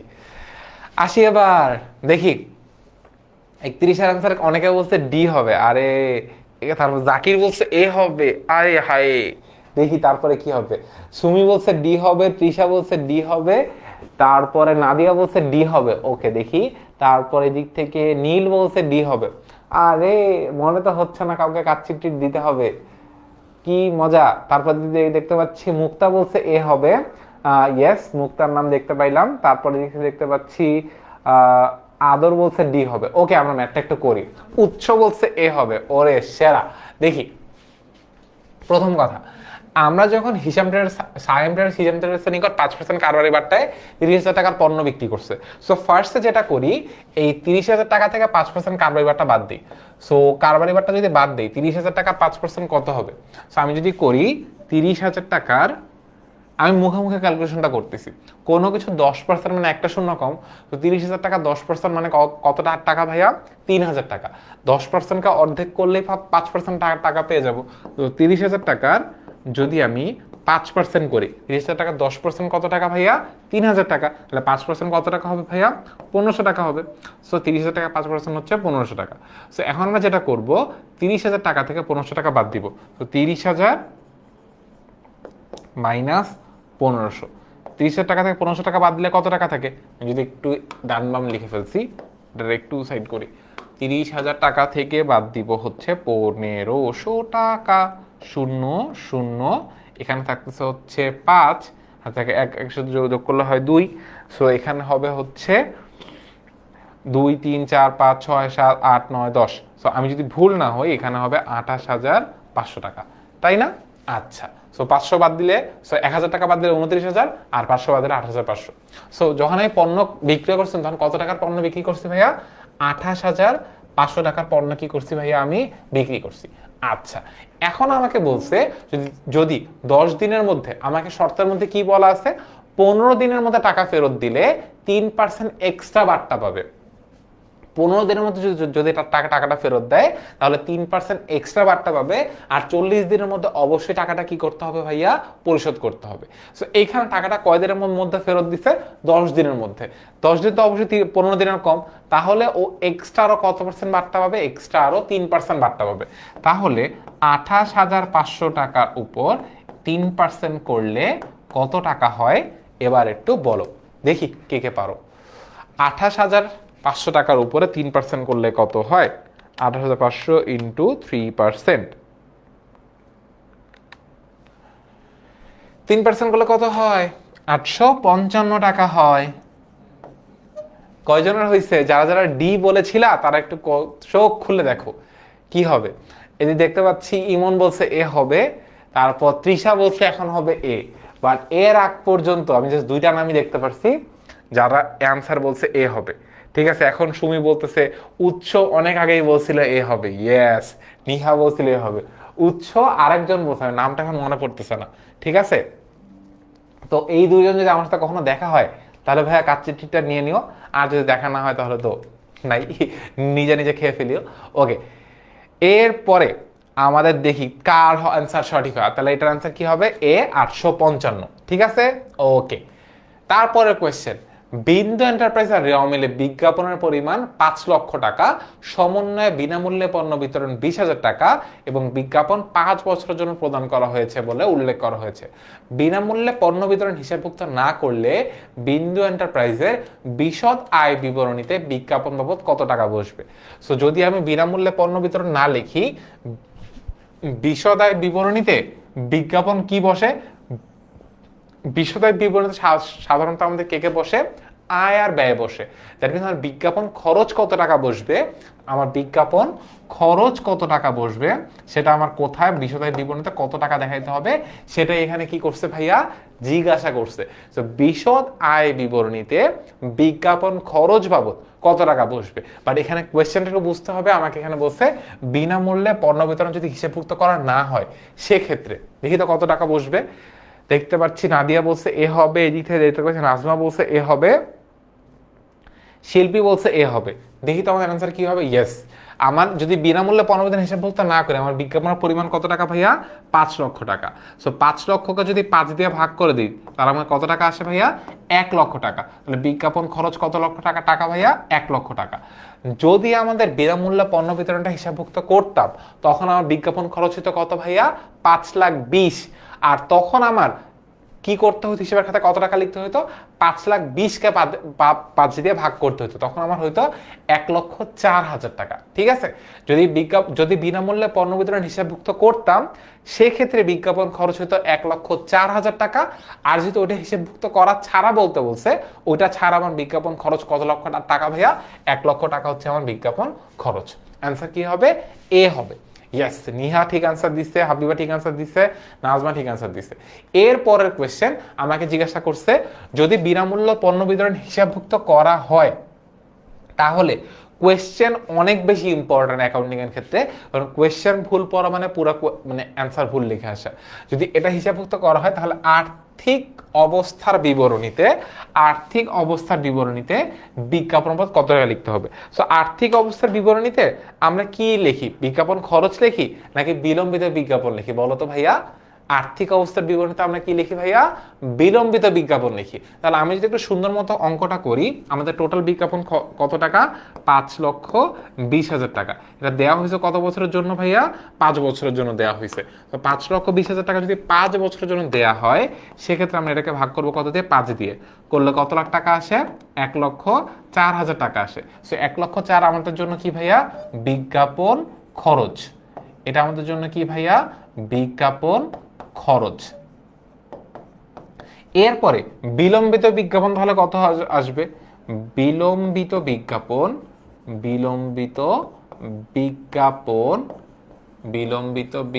আসবে কত, বিলম্বিত বিজ্ঞাপন আসবে আমাদের টোটাল 5,20,000 থেকে বাদ দিতে হবে কত ভাইয়া, 1,04,000 টাকা। 5,20,000 থেকে 1,04,000 টাকা বাদ দিলে কত থাকে, 4,16,000 টাকা। ইয়েস, তাহলে আমার আর্থিক অবস্থা বিবরণীতে কত টাকা আসবে ভাইয়া? 4,16,000 টাকা আসবে। এটার আনসার কি হবে? মাইশা বলছে বি হবে, জাকির বলছে বি হবে, ইয়েস ইয়েস, এটার আনসার হবে কি ভাইয়া? বি, 4,16,000 টাকা। তার কারণ আমাকে টোটাল এই 20,000 সহ ধরতে হবে। বিনামূল্যে পণ্য বিতরণ হিসাবভুক্ত যদি করি তো 20,000 আর 5 লাখ দুটো যোগ করে দেখতে হবে। দুটো যোগ করে আমার কত টাকা আসতেছে ভাই? 5,20,000। ওটাকে ভাগ করবো 5 দিয়ে, তাহলে বিজ্ঞাপন খরচ 1,04,000 টাকা। আর বিলম্বিত বিজ্ঞাপন কত? 5,20,000 থেকে 1,04,000 টাকা কি করব? বাদ দিতে হবে। বাদ দিয়ে আমার থাকছে কত ভাইয়া? 4,16,000 টাকা। ঠিক আছে, অ্যান্সার হচ্ছে বি, 4,16,000 টাকা। ইয়েস। এরপরে যদি আমরা আসি, সাগর তার প্রতিষ্ঠানের জন্য নগদে এত টাকার পণ্য ক্রয় করেন, উক্ত লেনদেনের ব্যবসায়িক দলিল হচ্ছে। দেখেন স্যার, তো সাধারণত মানে আমার এই কোয়েশ্চেনের অপশনটার আমার মনে মানে আমার অনুযায়ী অপশনে একটা ছোট ভুল আছে। মানে এখানে 4টা অপশনের মধ্যে চালান ক্যাশ মেমো দেয়া আছে, বাট আমার এটা যেহেতু নগদের ক্রয়ের সাথে সাধারণত চালানের সম্পর্ক থাকে না, চালানের সাথে সাধারণত ধারে ক্রয় বিক্রয় সম্পর্ক থাকে। ঠিক আছে, মানে যেহেতু 4টা অপশনে চালান ক্যাশ মেমো দেয়া আছে, সো এটাকে আমরা জেনারেল হিসেবে ধরলাম, এটা নিয়ে কোনো চাপ নেই। বাট আমার ডিফারেন্সটা ক্রিয়েট করতেছে 3 নাম্বার পার্টটা, ডেবিট নোট। এটা আমরা কার জন্য দেই? এটা আমরা দেই হচ্ছে কার জন্য? ক্রয় ফেরতের জন্য। তারপরে ক্রেডিট নোট, এটা আমরা কার জন্য দেই ভাইয়া? বিক্রয় ফেরতের জন্য। ক্রেডিট ভাউচার, এটা তৈরি করা হয় কেন ভাইয়া? সকল প্রকার আয়ের জন্য। আর ডেবিট ভাউচার, এটা তৈরি করা হয় কেন ভাইয়া? সকল প্রকার ব্যয়ের জন্য। সো এবার আমরা দেখি, পণ্য ক্রয় করছে, সো পণ্য ক্রয় এটা আমার জন্য একটা কি ভাইয়া? ব্যয় না? তাহলে আমার অ্যান্সার কি হবে? বি, চালান ক্যাশ মেমো ডেবিট ভাউচার। যদি বলতো পণ্য বিক্রয়, তাহলে আমার অ্যান্সার কি হইতো ভাইয়া? তখন আমার অ্যান্সার হইতো ডি, ক্রেডিট ভাউচার, বিকজ বিক্রয় আমার জন্য একটা আয়। যদি আমাকে বলতো ক্রয় ফেরত, তাহলে আমার কে আসতো? Debit note. যদি আমাকে বলতো বিক্রয় ফেরত, তাহলে আমার কে আসতো? Credit note. শেষ। ওকে, ডান ডান ডান। এরপরের কোয়েশ্চেন আসি। আমার নাম হচ্ছে মাহিন। ওকে, এই ভাইয়ার নাম কি? ওকে, 50,000 টাকার বেতন অগ্রিম দেওয়া হলো, অগ্রিম ভাবে লিপিবদ্ধ করতে হয়। সো আয় অগ্রিম, ব্যয় অগ্রিম, আয় বকেয়া, ব্যয় বকেয়া, এই 4টে আমাদের জন্য কি ভাইয়া? সমন্বয়। অগ্রিম বকেয়ার জন্য কি করতে হয়? সমন্বয় করতে হয়। তাহলে লিখবো কোথায় ভাইয়া? সমন্বয় জাবেদার মধ্যে। ওকে, পরের কোয়েশ্চেন। তমাল ট্রেডার্সের কাছ থেকে 50,000 টাকার চাল নিম্নমানের জন্য ফেরত পাওয়া গেল, কারবারি বাট্টা 10%, এই হিসাবটি কোন ধরনের জাবেদা? দেখেন, ফেরত পাওয়া গেল, ফেরত কখন পাওয়া যায়? বিক্রি করলেই কি হয় ভাইয়া? ফেরত পাওয়া যায়। তাহলে এটা আমার জন্য কি ভাইয়া? বিক্রয় ফেরত। আচ্ছা, বিক্রয় ফেরতের সাথে কার সম্পর্ক বলছিলাম? বিক্রয় ফেরতের সাথে ভাইয়া কার সম্পর্ক বলছিলাম? একটু মনে করে বলেন তো আমাকে। মানে প্রথম কথা, আমার কাছে চাল নিম্নমানের জন্য ফেরত পাওয়া গেল, সো বিক্রি করলেই ফেরত পাওয়া যায়, তাহলে এটা আমার জন্য কি ভাইয়া? বিক্রয় ফেরত। বাট আমি একটু আগে যেটা বললাম সেটা আবার জিজ্ঞাসা করতেছি, বিক্রয় ফেরতের সাথে কার সম্পর্ক? বিক্রয় ফেরতের সাথে ভাইয়া ক্রেডিট নোটের সম্পর্ক। আর ক্রয় ফেরতের সাথে ভাইয়া কার সম্পর্ক? ডেবিট নোটের সম্পর্ক। এই জিনিসগুলো আমরা কনফিউজ করবো না। ধারে ক্রয় বিক্রয়ের সাথে কার সম্পর্ক? চালানের সম্পর্ক। নগদে ক্রয় বিক্রয়ের সাথে কার সম্পর্ক? ক্যাশ মেমোর সম্পর্ক। ক্রয় ফেরতের ধারে ক্রয়কৃত পণ্য ফেরত বা ক্রয় ফেরতের সাথে কার সম্পর্ক ভাইয়া? ডেবিট নোটের সম্পর্ক। আর বিক্রয় ফেরতের সাথে কার সম্পর্ক ভাইয়া? ক্রেডিট নোটের সম্পর্ক। এরা প্রত্যেক বছর এই জিনিসগুলো থেকে এমসিকিউ প্রশ্ন আসে, ভুল করলে তো শেষ। ভুল আই বিলিভ আপনারা করবেন না যদি পড়াশোনা ঠিকঠাক মতো করেন। ঠিক আছে, এটা আমার জন্য কোন ধরনের ফেরত? বিক্রয় ফেরত। কেমনে বুঝলাম ভাইয়া? ফেরত পাওয়া গেল, যখন আমাকে বলে ফেরত পাওয়া গেল, বিক্রি করলেই তো ফেরত পাওয়া যাবে। আর যদি বলতো ফেরত দেওয়া হলো, সেটা আমার জন্য কি ভাইয়া? ক্রয় ফেরত হইতো। ঠিক আছে, ওকে। কোন হিসাবের জের জানার জন্য কোন সময়ের প্রয়োজন হয় না? ওকে, যখন আমরা চলমান জের ছক প্রস্তুত করি, আমাদের প্রত্যেকটা লাইনের পরে কি ভাই? একটা জের চলে আসে। সো আমাদের এটার জের জানার জন্য আর অপেক্ষা করতে হয় না, হিসাবকাল শেষ পর্যন্ত অপেক্ষা করতে হয় না, যোগ বিয়োগের ব্যালেন্স বিডিসিডি করতে হয় না। তাহলে চলমান জের ছকের মধ্যে আমাদের কোনো যোগফল জানার জন্য কোনো ধরনের কোনো অপেক্ষার কোনো প্রয়োজন পড়ে না। অ্যান্সার কি হবে? চলমান জের ছক। এরপরে হিসাব বিজ্ঞান তথ্যের অভ্যন্তরীণ ব্যবহারকারীকে ব্যবস্থাপক, পরিচালক, এরা হচ্ছে হিসাব বিজ্ঞান তথ্যের কি ভাইয়া? অভ্যন্তরীণ ব্যবহারকারী। ঠিক আছে, ব্যবস্থাপক, পরিচালক, তারপর হচ্ছে কর্মকর্তা, এরা হচ্ছে হিসাব বিজ্ঞান তথ্যের অভ্যন্তরীণ ব্যবহারকারী। ঠিক আছে, ওকে। এর পরের কোয়েশ্চেনে যদি আমরা আসি, হিসাব বিজ্ঞানের মূল ভিত্তি কোনটা? হিসাব বিজ্ঞানের মূল ভিত্তি হচ্ছে লেনদেন। এরপরে ব্যবসায় স্থানান্তর ব্যয়, একদম শুরুতে পড়েছিলাম, এটা একটা বিলম্বিত মুনাফা জাতীয় ব্যয়। এরপরে মূলধন জাতীয় ব্যয়গুলোকে আর্থিক বিবরণীতে কিভাবে দেখানো হয়? মূলধন জাতীয় ব্যয়গুলোকে আমরা আর্থিক অবস্থার বিবরণীর মধ্যে স্থায়ী সম্পদ হিসাবে দেখাই। ঠিক আছে, মূলধন জাতীয় ব্যয়গুলোকে আমরা আর্থিক অবস্থা বিবরণীতে কি হিসাবে দেখাই ভাইয়া? স্থায়ী সম্পদ হিসেবে দেখাই। অ্যান্সার কি হবে? অ্যান্সার হবে বি।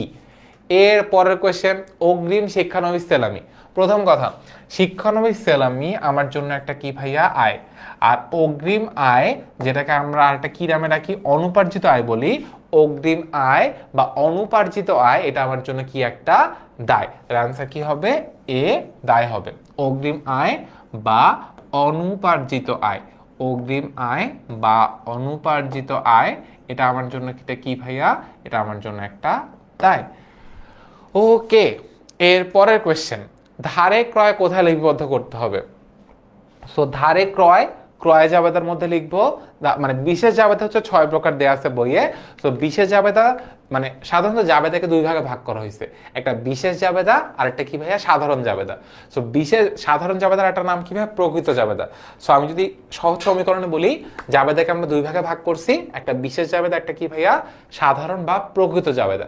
সো বিশেষ জাবেদার মধ্যে বিশেষ জাবেদার মধ্যে 6টা ভাগ আছে: ক্রয় জাবেদা, বিক্রয় জাবেদা, ক্রয় ফেরত জাবেদা, বিক্রয় ফেরত জাবেদা, নগদ প্রাপ্তি জাবেদা, নগদ প্রদান জাবেদা।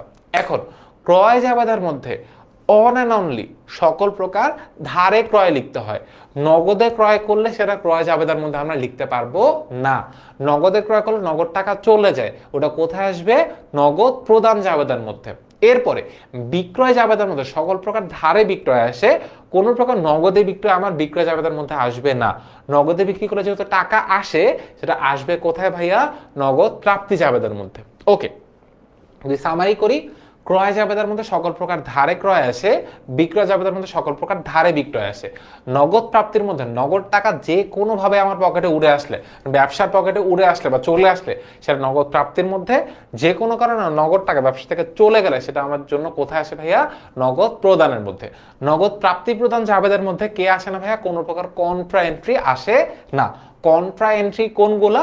নগদ টাকা ব্যাংকে জমা দান আর ব্যাংক হতে ব্যবসার প্রয়োজন নগদ টাকা উত্তোলন, এই দুইটাকে আমরা বলি কি? Contra entry. তার কারণে এগুলো জাবেদা করলে নগদ হিসাব ডেবিট ব্যাংক হিসাব ক্রেডিট হয়, অথবা ব্যাংক হিসাব ডেবিট নগদ হিসাব ক্রেডিট হয়। এগুলো নগদ প্রাপ্তি নগদ প্রদানের মধ্যে আসে না। এরপরে ক্রয় ফেরত জাবেদার মধ্যে সকল প্রকার ধারে ক্রয়কৃত পণ্য ফেরত দিলে ক্রয় ফেরত জাবেদা, সকল প্রকার ধারে ক্রয়কৃত পণ্য ফেরত আসলে, ধারে বিক্রয়কৃত পণ্য ফেরত আসলে বিক্রয় ফেরত জাবেদা।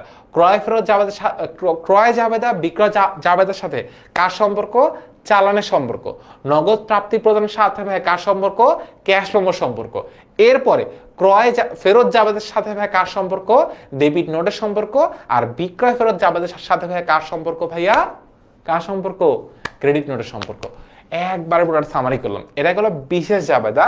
আর সাধারণ জাবেদার মধ্যে প্রারম্ভিক জাবেদা, সমাপনী জাবেদা, সমন্বয় জাবেদা, ভুল সংশোধনী জাবেদা, এগুলো পড়ে। ঠিক আছে, তো সমন্বয় জাবেদার মধ্যে কে কে আসে?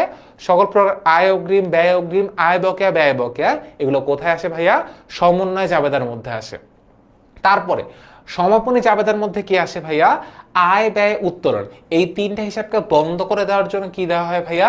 সমাপনী জাবেদা দেওয়া হয়। স্পেশালি মুনাফা জাতীয় আয় ব্যয় বন্ধ করে দেওয়ার জন্য যে জাবেদা দেওয়া হয় সেটাকে আমরা কি বলি ভাইয়া? সমাপনী জাবেদা বলি। তো সমাপনী জাবেদায় কোন 3টে হিসাব বন্ধ করে দেওয়া হয়? আয় ব্যয় উত্তোলন, এই 3টা হিসাবকে বন্ধ করে দেওয়া হয়। কোন 3টা হিসাব সমাপনী জাবেদায় বন্ধ করা হয় না? সম্পদ, দায়, আরটা হচ্ছে কি ভাইয়া? মূলধন। এই 3টে হিসাবকে সমাপনী জাবেদায় বন্ধ করা হয় না।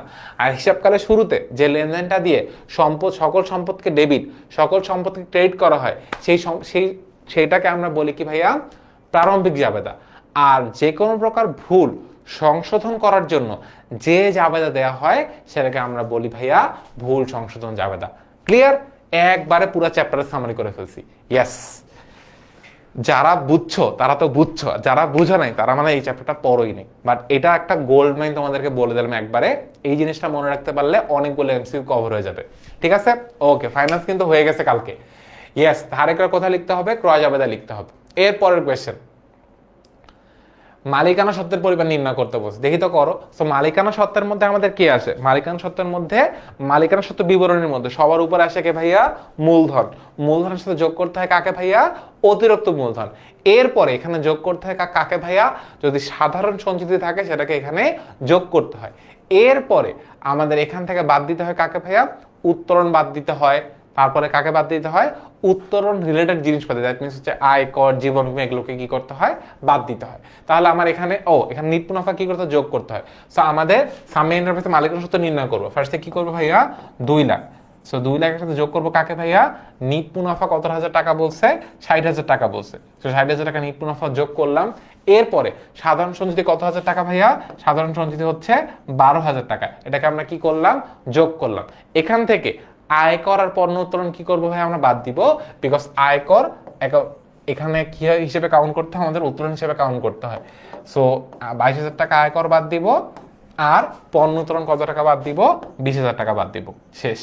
আমার এটাই হচ্ছে আমার মালিকানা সত্ত্ব, বলো কত আসবে দেখি, কে পারো, দেখতে চাই।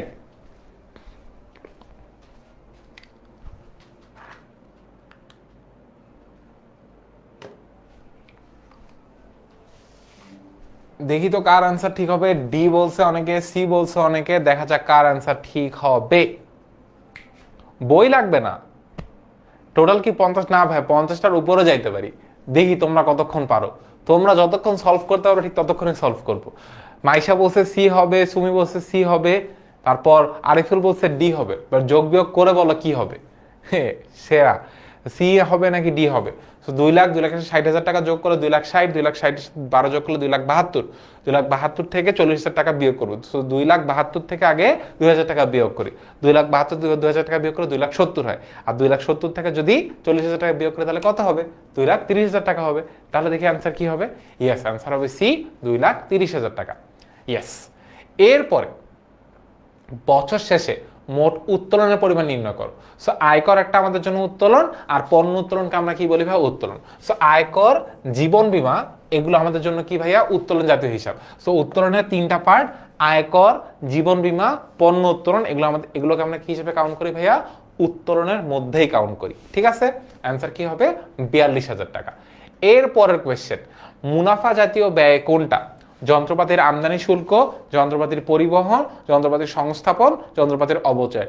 প্রথম কথা, যন্ত্রপাতি একটা স্থায়ী সম্পদ, স্থায়ী সম্পদের সাথে সংশ্লিষ্ট সকল ব্যয় সম্পদের নামেই লিখতে হয়। তার মানে স্থায়ী সম্পদের সাথে সংশ্লিষ্ট ব্যয়গুলো, ওগুলো আমাদের সম্পদের ব্যয় হিসেবে কাউন্ট হয় এবং ওগুলো মূলধন জাতীয় ব্যয়। মানে যন্ত্রপাতির আমদানি শুল্ক একটা মূলধন জাতীয় ব্যয়, যন্ত্রপাতির পরিবহন ব্যয় একটা মূলধন জাতীয় ব্যয়, যন্ত্রপাতির সংস্থাপন ব্যয় একটা কি ভাইয়া, মূলধন জাতীয় ব্যয়। মানে স্থায়ী সম্পদ ক্রয়ের সাথে যত ধরনের ব্যয় সংগঠিত হয় সেই সবগুলোকে আমরা কি বলি ভাইয়া, মূলধন জাতীয় ব্যয় বলি। সো আমদানি শুল্ক, পরিবহন, সংস্থাপন, এগুলো আমাদের জন্য কি ভাইয়া, মূলধন জাতীয় ব্যয়। বাট বিমা খরচ থেকে আমরা বলি মুনাফা জাতীয় ব্যয়, এটা একটু ডিফারেন্ট, এই কেসটা মনে রাখবো। স্থায়ী সম্পদের বিমা খরচ এটা একটা মুনাফা জাতীয় ব্যয়, তার কারণ বিমার মেয়াদ কখনোই 1 বছরের বেশি হওয়া পসিবল না। বিমা প্রত্যেক বছর বছর কি করতে হয়, রিনিউ করতে হয়। এটা আমরা এটা মনে রাখবো যাতে এটা আমাদের পরীক্ষায় ভুল না হয়। এটা যদি তোমাদের লেভেলে আসে না, এটা এইচএসসি লেভেলে বেশি আসে, বা তাও তোমাদের জানা রাখলাম। আসি, যন্ত্রপাতির অবচয় আমাদের জন্য কি ভাই, একটা মুনাফা জাতীয় ব্যয়। ঠিক আছে, ওকে, অ্যান্সার হবে ডি। এরপরে অফিসের জন্য ঘড়িও ক্যালকুলেটর ক্রয়, ঘড়িও ক্যালকুলেটর আমাদের অফিসের জন্য কি ভাই, অফিস সাপ্লাইস। ঘড়ি, ক্যালকুলেটর, এগুলো আমাদের জন্য কি ভাই, অফিস সাপ্লাইস হিসাবে। যদি বলতো এসি, টিভি, ফ্রিজ, তখন কি হতো ভাইয়া, অফিস সরঞ্জাম হইতো। ঠিক আছে, ওকে। আর যদি বলতো কলম, খাতা, সেগুলো আমার জন্য কি হইতো, মনিহারে হইতো। বেতন প্রদান, এটার উৎস দলিল কি, বেতন প্রদানটা আমার জন্য কি ভাই, একটা ব্যয়। সকল ব্যয়ের ক্ষেত্রে উৎস দলিল কি হবে ভাইয়া, সকল প্রকার ব্যয়ের উৎস দলিল হচ্ছে ডেবিট ভাউচার, আর সকল প্রকার আয়ের উৎস দলিল কি ভাইয়া, ক্রেডিট ভাউচার। সো ব্যয়ের জন্য কাকে ইয়া করবো ভাইয়া, ডেবিট ভাউচার। আর যদি বলতো কমিশন প্রাপ্তি, এটার উৎস দলিল কোনটা, সকল প্রকার আয়ের উৎস দলিল ধরবো আমরা কাকে ভাইয়া, ক্রেডিট ভাউচারকে। ঠিক আছে, ব্যয়ের জন্য উৎস দলিল ডেবিট ভাউচার, আয়ের জন্য উৎস দলিল ক্রেডিট ভাউচার। শেষ, ওকে। পরের কোয়েশ্চেন আসি, বিক্রেতা বাকিতে বিক্রয়ের পূর্বে ক্রেতার প্রতিবেদন থেকে কি যাচাই করে, ক্রেতার দায় পরিশোধ ক্ষমতা যাচাই করে। ঠিক আছে, এর পরের কোয়েশ্চেন, এটা অনেক ট্রিকিয়েস্ট একটা কোয়েশ্চেন, মানে এটা ট্রিকিয়েস্ট বলতেছি তার কারণটা হচ্ছে এটা তোমাদের সাধারণত মাথায় আসবে না, ঠিক আছে? তাও দেখি এটা কয়জন সলভ করতে পারো। আমি এটা জাবেদাটা করতেছি, তা তোমাদের মিনওয়াল তোমরা অ্যান্সারটা দিতে থাকো। রমনা ট্রেডার্সের স্বত্বাধিকারী জনাব রমেন্দ্র নিজ ব্যাংক হিসাব থেকে উত্তোলিত 1,50,000 টাকা আর বন্ধুর নিকট হতে 1,20,000 টাকা ঋণ এবং কিছু আসবাবপত্র সহ মোট 2,50,000 টাকা মূলধন নিয়ে ব্যবসা শুরু করেন। রমনা ট্রেডার্সের প্রারম্ভিক আসবাবপত্রের মূল্য কত? আমরা যদি একটু জাবেদাটা করতে যাই, যে নিজের ব্যাংক থেকে নগদ টাকা নিয়ে আসছে, নগদান হিসাব ডেবিট, আচ্ছা। তারপরে বন্ধুর থেকে ঋণ নিছে, এই টাকাটা তো আছে। তারপর আসবাবপত্র হিসাব কত টাকা আনছে আমরা জানি না, আসবাবপত্র হিসাব ডেবিট, বাট এটা কত টাকার আসবাবপত্র আনছে সেটা আপাতত আমরা জানি না। তারপর বন্ধু থেকে যে ঋণ নিছে, ওই বন্ধু ঋণকে আমরা কি করব ভাইয়া? ক্রেডিট করব। আর লাস্টে মূলধন হিসাবকে আমরা কি করব ভাইয়া? ক্রেডিট করব। আমাকে কোয়েশ্চেনে মূলধন হিসাব যে ক্রেডিট করবো এটার মান দিয়ে দিছে, এটার মান কত টাকা ভাইয়া? 2,50,000 টাকা বলে দিছে, ঠিক আছে? বন্ধু ঋণ নিছি কত লাখ টাকা? 1,20,000 টাকা। সো বন্ধু ঋণ কত টাকা? হ্যাঁ, 1,20,000 টাকা ক্রেডিট, এটাও বলে দিছে, ঠিক আছে? এরপরে আমরা কি জানি, যখন আমাদের এরকম ঋণ নিয়ে ব্যবসা শুরু করেন বলা থাকে, তখন নগদ টাকার সাথে ঋণের টাকাটাও কি করতে হয়? যোগ করতে হয়। সো 1,50,000 সাথে 1,20,000 আমরা কি করবো ভাইয়া? যোগ করে দিব। সো 1,50,000 আর 1,20,000 যোগ করলে কত হয় ভাইয়া? 2,70,000 টাকা হয়, ঠিক আছে? এবার আমাকে বলেন কত টাকার আসবাবপত্র কিনে আনছে, দেখি কতজন পারেন। সো এইখানে অনেকে বলছে সি হবে, বাট দেখে বলেন ভাইয়া কি হবে। ওকে, রজার বলছে এ হবে। ওকে, ত্রিসা, ওর নাম আমি যদি ভুল না করে থাকি আপু তোমার নাম ঠিক করে দেব ভুল বললে। ত্রিসা রজার বলছে হচ্ছে যে ইয়া হবে। কার্ডসের প্রাইস কত? ওকে, রাশেদ মিয়া জানি না ভাইয়া কার্ডসের প্রাইস কত। ওকে, সো মাকসুদা বলছে সি হবে, দেখে বলো ভাইয়া কি হবে। অর্ণব বলছে বি হবে। দেখো ভাইয়া, প্রথম কথা, ঋণ নিয়ে ব্যবসা শুরু করলে ঋণের টাকা নগদ টাকার সাথে যোগ করতে হয়। তাহলে নগদান হিসাব কত টাকা ভাইয়া? 1,50,000 আর 1,20,000, টোটাল নগদান হিসাব হবে 2,70,000 টাকা। ঋণ তো 1,20,000 বলেই দিছে, মূলধন তো 2,50,000 বলে দিছে। তাহলে আমার ডেবিট ক্রেডিট দুই পাশে সমান হইতে হবে। সো ক্রেডিট দিকে টোটাল কত লাখ টাকা আছে? 2 লাখ আর 1 লাখ 3 লাখ, 3,70,000 আছে। আর এখানে আছে কত? 2,70,000। তাহলে আমার এই বক্সে কত হবে ভাইয়া? এই বক্সে হবে 1 লক্ষ টাকা। তাহলে আমার আসবাবপত্র হিসেবে কত টাকা আনছে? আসবাবপত্র হিসাবে নিয়ে আসছে 1 লাখ টাকা। সো এরিক কর্মকার। ওকে, ঠিক আছে ভাইয়া, এরিক তোমার আনসার ঠিক আছে। আর একবার একটু রাশেদ মিয়া বলছে। দেখো ভাইয়া, সো প্রথম কথা, ঋণ নিয়ে ব্যবসা শুরু করলেন বলা থাকলে আমার ঋণের টাকা নগদ টাকার সাথে কি করতে হয়? যোগ করতে হয়। তাহলে আমার এখানে নগদ হিসেবে কত টাকা বসবে? 1,50,000 আর 1,20,000 যোগ করে কত লাখ টাকা? 2,70,000 টাকা। এটা বুঝতে কি কোনো প্রবলেম আছে? প্রবলেম থাকা উচিত না। মনে রেখো, ঋণ নিয়ে ব্যবসা শুরু করলেন বলা থাকলে ঋণের টাকা নগদ টাকার সাথে কি করতে হয় ভাইয়া? যোগ করতে হয়। তাহলে ঋণের টাকা নগদ টাকার সাথে যোগ করলাম, কত লাখ টাকা আসলো ভাইয়া? 2,70,000 টাকা আসলো। এরপরে ঋণ কত টাকা? ঋণ যেহেতু দায় ক্রেডিট, ঋণ কত টাকা আসছে ভাইয়া? 1,20,000 টাকা। তারপরে মূলধন হিসাব বলে দিছে আমার কত লাখ টাকা ভাইয়া? 2,50,000 টাকা। এরপর আমাকে বলছে আসবাবপত্র কত টাকা আনছে, যেটা কোয়েশ্চেনে বলে দেওয়া নাই। এটা আমাকে এখান থেকে কি করতে বলছে ভাইয়া? বের করতে বলছে।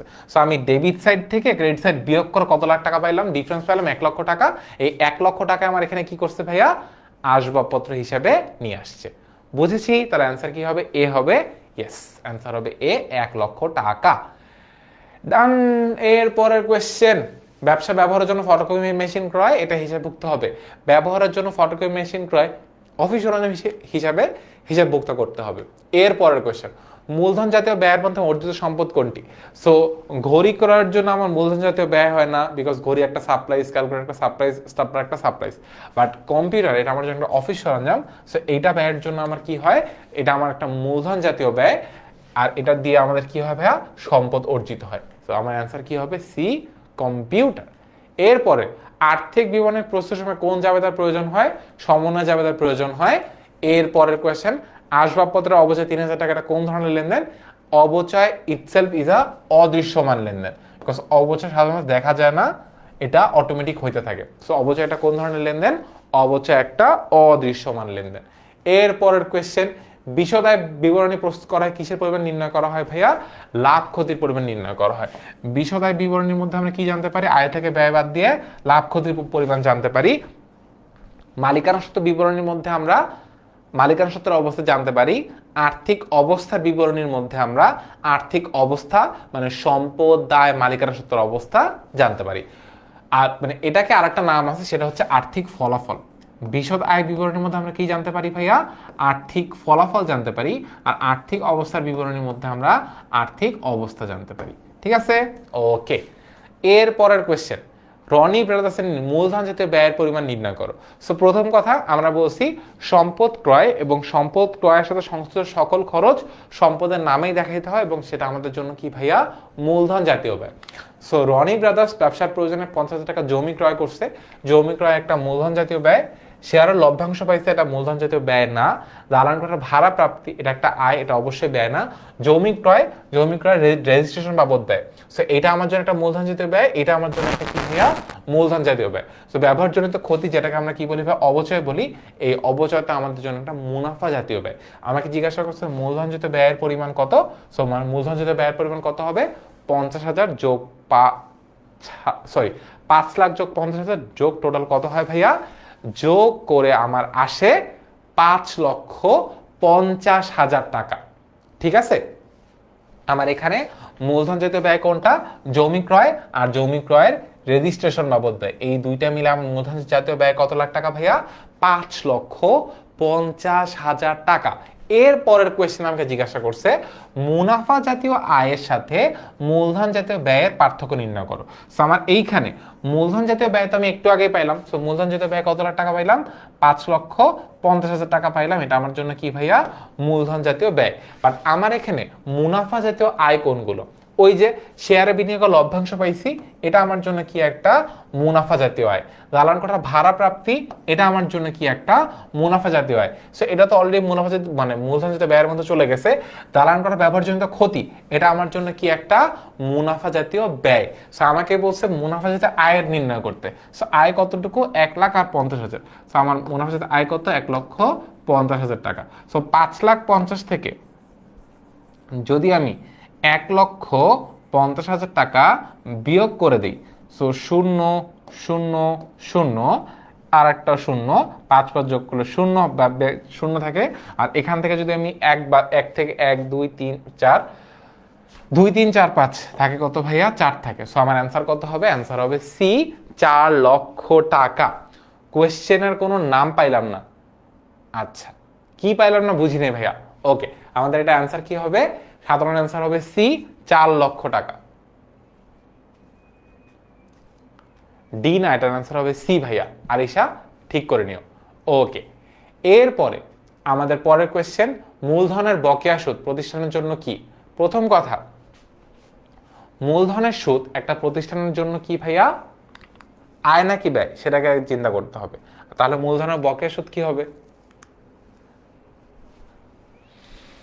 মূলধনের সুদ, মূলধনের বকেয়া সুদ, এটা একটা প্রতিষ্ঠানের জন্য আয় নাকি ব্যয়? চিন্তা করে বলো। সো মূলধনের সুদ এটা কোন দিকে বসে?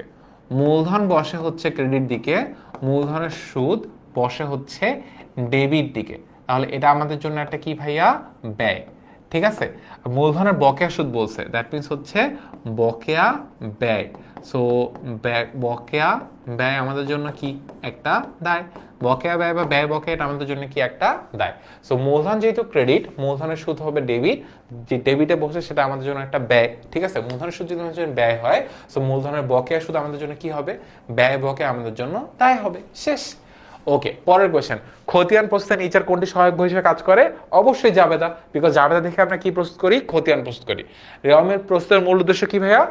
গাণিতিক শুদ্ধতা যাচাই করা। Easy question. এরপরে মালিকানা সত্ত্বের পরিমাণ নির্ণয় করতে বলছে। সো মালিকানা সত্ত্বের পরিমাণ নির্ণয়ের সূত্র কি ভাইয়া বলতো? মালিকানা সত্ত্বের নির্ণয়ের সূত্র হচ্ছে মূলধন, মূলধনের সাথে আমরা যোগ করি হচ্ছে আয়, এর সাথে আমরা বিয়োগ করি হচ্ছে কাকে ভাইয়া? মূলধনের সাথে আমরা আয়কে যোগ করি, এখান থেকে আমরা বিয়োগ করি হচ্ছে ব্যয়, আর একটা বিয়োগ করি কাকে ভাইয়া, উত্তরণকে। এটা কিন্তু 4 নম্বরের প্রশ্ন হিসেবে দিয়ে দেয়। সো মালিকানা সত্ত্বের সূত্র কি? মালিকানা সত্ত্বের সূত্রটা হচ্ছে মূলধন যোগ আয় মাইনাস ব্যয় মাইনাস উত্তোলন। ঠিক আছে, ওকে। এবার যদি আমি আসি, আমার এইখানে নগদ 20,000 টাকার ব্যবসা শুরু করছে। সো আমার এখানে মূলধন কত টাকা ভাইয়া? মূলধন হচ্ছে 20,000 টাকা। 10,000 টাকার পণ্য বিক্রি করছে, এই 10,000 টাকা আমার জন্য কি ভাইয়া? 10,000 টাকা আমার জন্য হচ্ছে আয়। ঠিক আছে, এরপরে জানুয়ারি 10 তারিখে পণ্য ক্রয় করছে কত টাকা ভাইয়া? 30,000 টাকা। এই 3,000 টাকা, এই 3,000 টাকা আমার জন্য কি ভাইয়া? ব্যয়। আর পণ্য থেকে ব্যবসাটাকে উত্তোলন করছে, উত্তোলন করছে কত টাকা ভাইয়া? 2,000 টাকা। এই পার্টটা আমার জন্য কি ভাইয়া? উত্তোলন। সো 20,000 যোগ 10,000 30,000, আর 30,000 টাকা থেকে 5,000 টাকা বাদ দিলে কি হবে ভাইয়া? 25,000 টাকা হবে। সো অপূর্বর এত খিদা লাগছে, আরে কপাল, খিদা লাগলে হবে, খিদা লাগলে খেয়ে ফেলো, অঙ্ক করতে করতে খাও, সমস্যা কি, অনলাইনে তো আছে। সো আয়েশা বলছে এ হবে, জাকির বলছে এ হবে, ওকে। তারপর নাদিয়া বলছে এ হবে, ইয়েস। দেখি তারপর আর কে কি বলছে। আরিশা বলছে এ হবে, ইয়েস, ডান। বাংলা ক্লাস হাবিবা, ওকে, ছেড়ে দিচ্ছি, একটু পরে ছুটি দিয়ে দিচ্ছি। এরপরে আসিফের আয়কর প্রদান করেন। সো আয়কর জীবন বীমা এগুলোর জন্য যাবেতে কি ভাইয়া? উত্তোলন হিসাব ডেবিট করতে হয়। সো উত্তোলন হিসাব ডেবিট আর নগদান হিসাব ক্রেডিট, যাবেতে কি হবে? বি, উত্তোলন আর নগদান। সেটা আয়কর বলুক আর জীবন বীমা বলুক, যাবেতে কি হবে? উত্তোলন ডেবিট, নগদান ক্রেডিট, শেষ। এরপরে সিডি দ্বারা কি বোঝায়? সিডি দ্বারা বোঝায় নিচে নিত। বিডি, সিডি, বিএফ আর হ্যাঁ ব্রড ফরওয়ার্ড আর সিএফ ক্যারিড ফরওয়ার্ড, এই চারটার বাংলা মানে খুব সুন্দর করে মনে রাখো, নাহলে আমাদের ডিফিকাল্ট হবে। এরপরে আমাকে এক মালিকানা ব্যবসার এই পার্টটা জিজ্ঞাসা করছে। সো আমরা এখানে যেটা করি, সূত্র হচ্ছে সমাপনী মূলধন যোগ উত্তোলন। এখান থেকে আমরা বাদ দেই কাকে ভাইয়া? প্রারম্ভিক মূলধন যোগ অতিরিক্ত মূলধন। আচ্ছা, ঠিক আছে। সো এটা দিয়ে আমরা কি বের করি? লাভ বা ক্ষতি নির্ণয় করি। ঠিক আছে, সমাপনী মূলধন যোগ উত্তোলন, প্রারম্ভিক মূলধন যোগ অতিরিক্ত মূলধন। তো আমি এটা এভাবে লিখে দিই। তো সমাপনী মূলধন আমার এখানে কত? 90,000 টাকা। আমার এখানে উত্তোলন কত টাকা বলছে? উত্তোলন বলছে 5,000 টাকা। ঠিক আছে, উত্তোলন বলছে 5,000 টাকা। ঠিক আছে, এরপরে প্রারম্ভিক মূলধন আমার এখানে কত? 80,000 টাকা। আর আমার এখানে অতিরিক্ত মূলধন দেয়া নাই কোয়েশ্চেনে, তাহলে আমার কিছু করতে হচ্ছে না। সো 95,000 মাইনাস 80,000, তাহলে থাকে কত টাকা ভাইয়া? 15,000 টাকা। তাহলে আমার এখানে লাভ কত টাকা? আমার এখানে লাভ হবে 15,000 টাকা লাভ। যদি এইটা মাইনাস ফিগার আসতো তাহলে আমরা সেটা কি বুঝতাম? আমার 15,000 টাকা কি হবে? ক্ষতি হইতো। ইয়েস, ওই ভাইয়া না প্লিজ। ওকে, আসমা বলছে আর পড়াইতে না, ঠিক আছে, আমরা আসমার কথা শুনবো। আরেকটা অঙ্ক পরে ছুটি দিয়ে দিব। বিলম্বিত মুনাফা জাতীয় ব্যয় হচ্ছে কোনটা ভাইয়া? স্থানান্তর ব্যয় বড় অঙ্কে, নতুন ধরনের গবেষণা ব্যয় বা যন্ত্রপাতির বড় ধরনের মেরামত খরচ, এটা আমাদের জন্য কি ভাইয়া? এটা আমাদের জন্য একটা মূলধন জাতীয় ব্যয়। ঠিক আছে, তাহলে অ্যান্সার হবে কি ভাইয়া? 1 ও 3। এরপরে এই ক্লাসে স্লাইড পাবা কোথায়? এরপরে এক্সাম পাবা কোথায়? এক্সাম হ্যাকের ভিডিও পাবা কোথায়? সবকিছু পাবা আমাদের 10 মিনিট স্কুলের ওয়ান শটের ফ্রি যে কোর্সটা আছে, সেই কোর্সটা দেখতে ঠিক এরকম। জাস্ট ওয়েবসাইটে যে উপরে সার্চ বারে 10 লিখলে এই কোর্সটা চলে আসবে, জয়েন করে ফেলো। ক্লাসে স্লাইড পাবা, এক্সাম দিতে পারবা, সবকিছু পেয়ে যাবে ওই জায়গাটার মধ্যে। ওকে, আর কি আর তোমাদের চালাবো? এতক্ষণ ধরে ক্লাস করছো, 100 ভালোবাসা তোমাদের সবার জন্য। ক্লাসে মনোযোগ দিয়ে করছে, আই বিলিভ ক্লাসের স্লাইডটা অনেক বেশি ইম্পর্টেন্ট ছিল। যারা পুরো ক্লাসটা মনোযোগ দিয়ে করছে, সেরা ক্লাস করছে ভাই। যাদেরকে বলছি চকলেট খাওয়াবো, বিরিয়ানি খাওয়াবো, কাচ্চি খাওয়াবো, যদি দেখা হয় তাহলে আমার থেকে ট্রিটটা নিয়ে নিও, আর যদি দেখা না হয় তাহলে নিজে খেয়ে নিও। দেখা হবে হয়তো অন্য কোনো ক্লাসে, অন্য কোনো কোর্সে। আর তোমাদের যাতে অ্যাকাউন্টিংয়ের বা অ্যাকাউন্টিং সহ অন্য সব সাবজেক্টের, বিজনেস স্টাডিজের কমপ্লিট প্রিপারেশন এনশিওর করতে চাও, তারা কি করো ভাইয়া? আমাদের এসএমবি কোর্সে ভর্তি হয়ে যাও, তাহলে তোমাদের রেগুলার ক্লাসে দেখা হবে। Till then, tata, good bye, আল্লাহ হাফেজ, দেখা হবে অন্য কোনো ক্লাসে।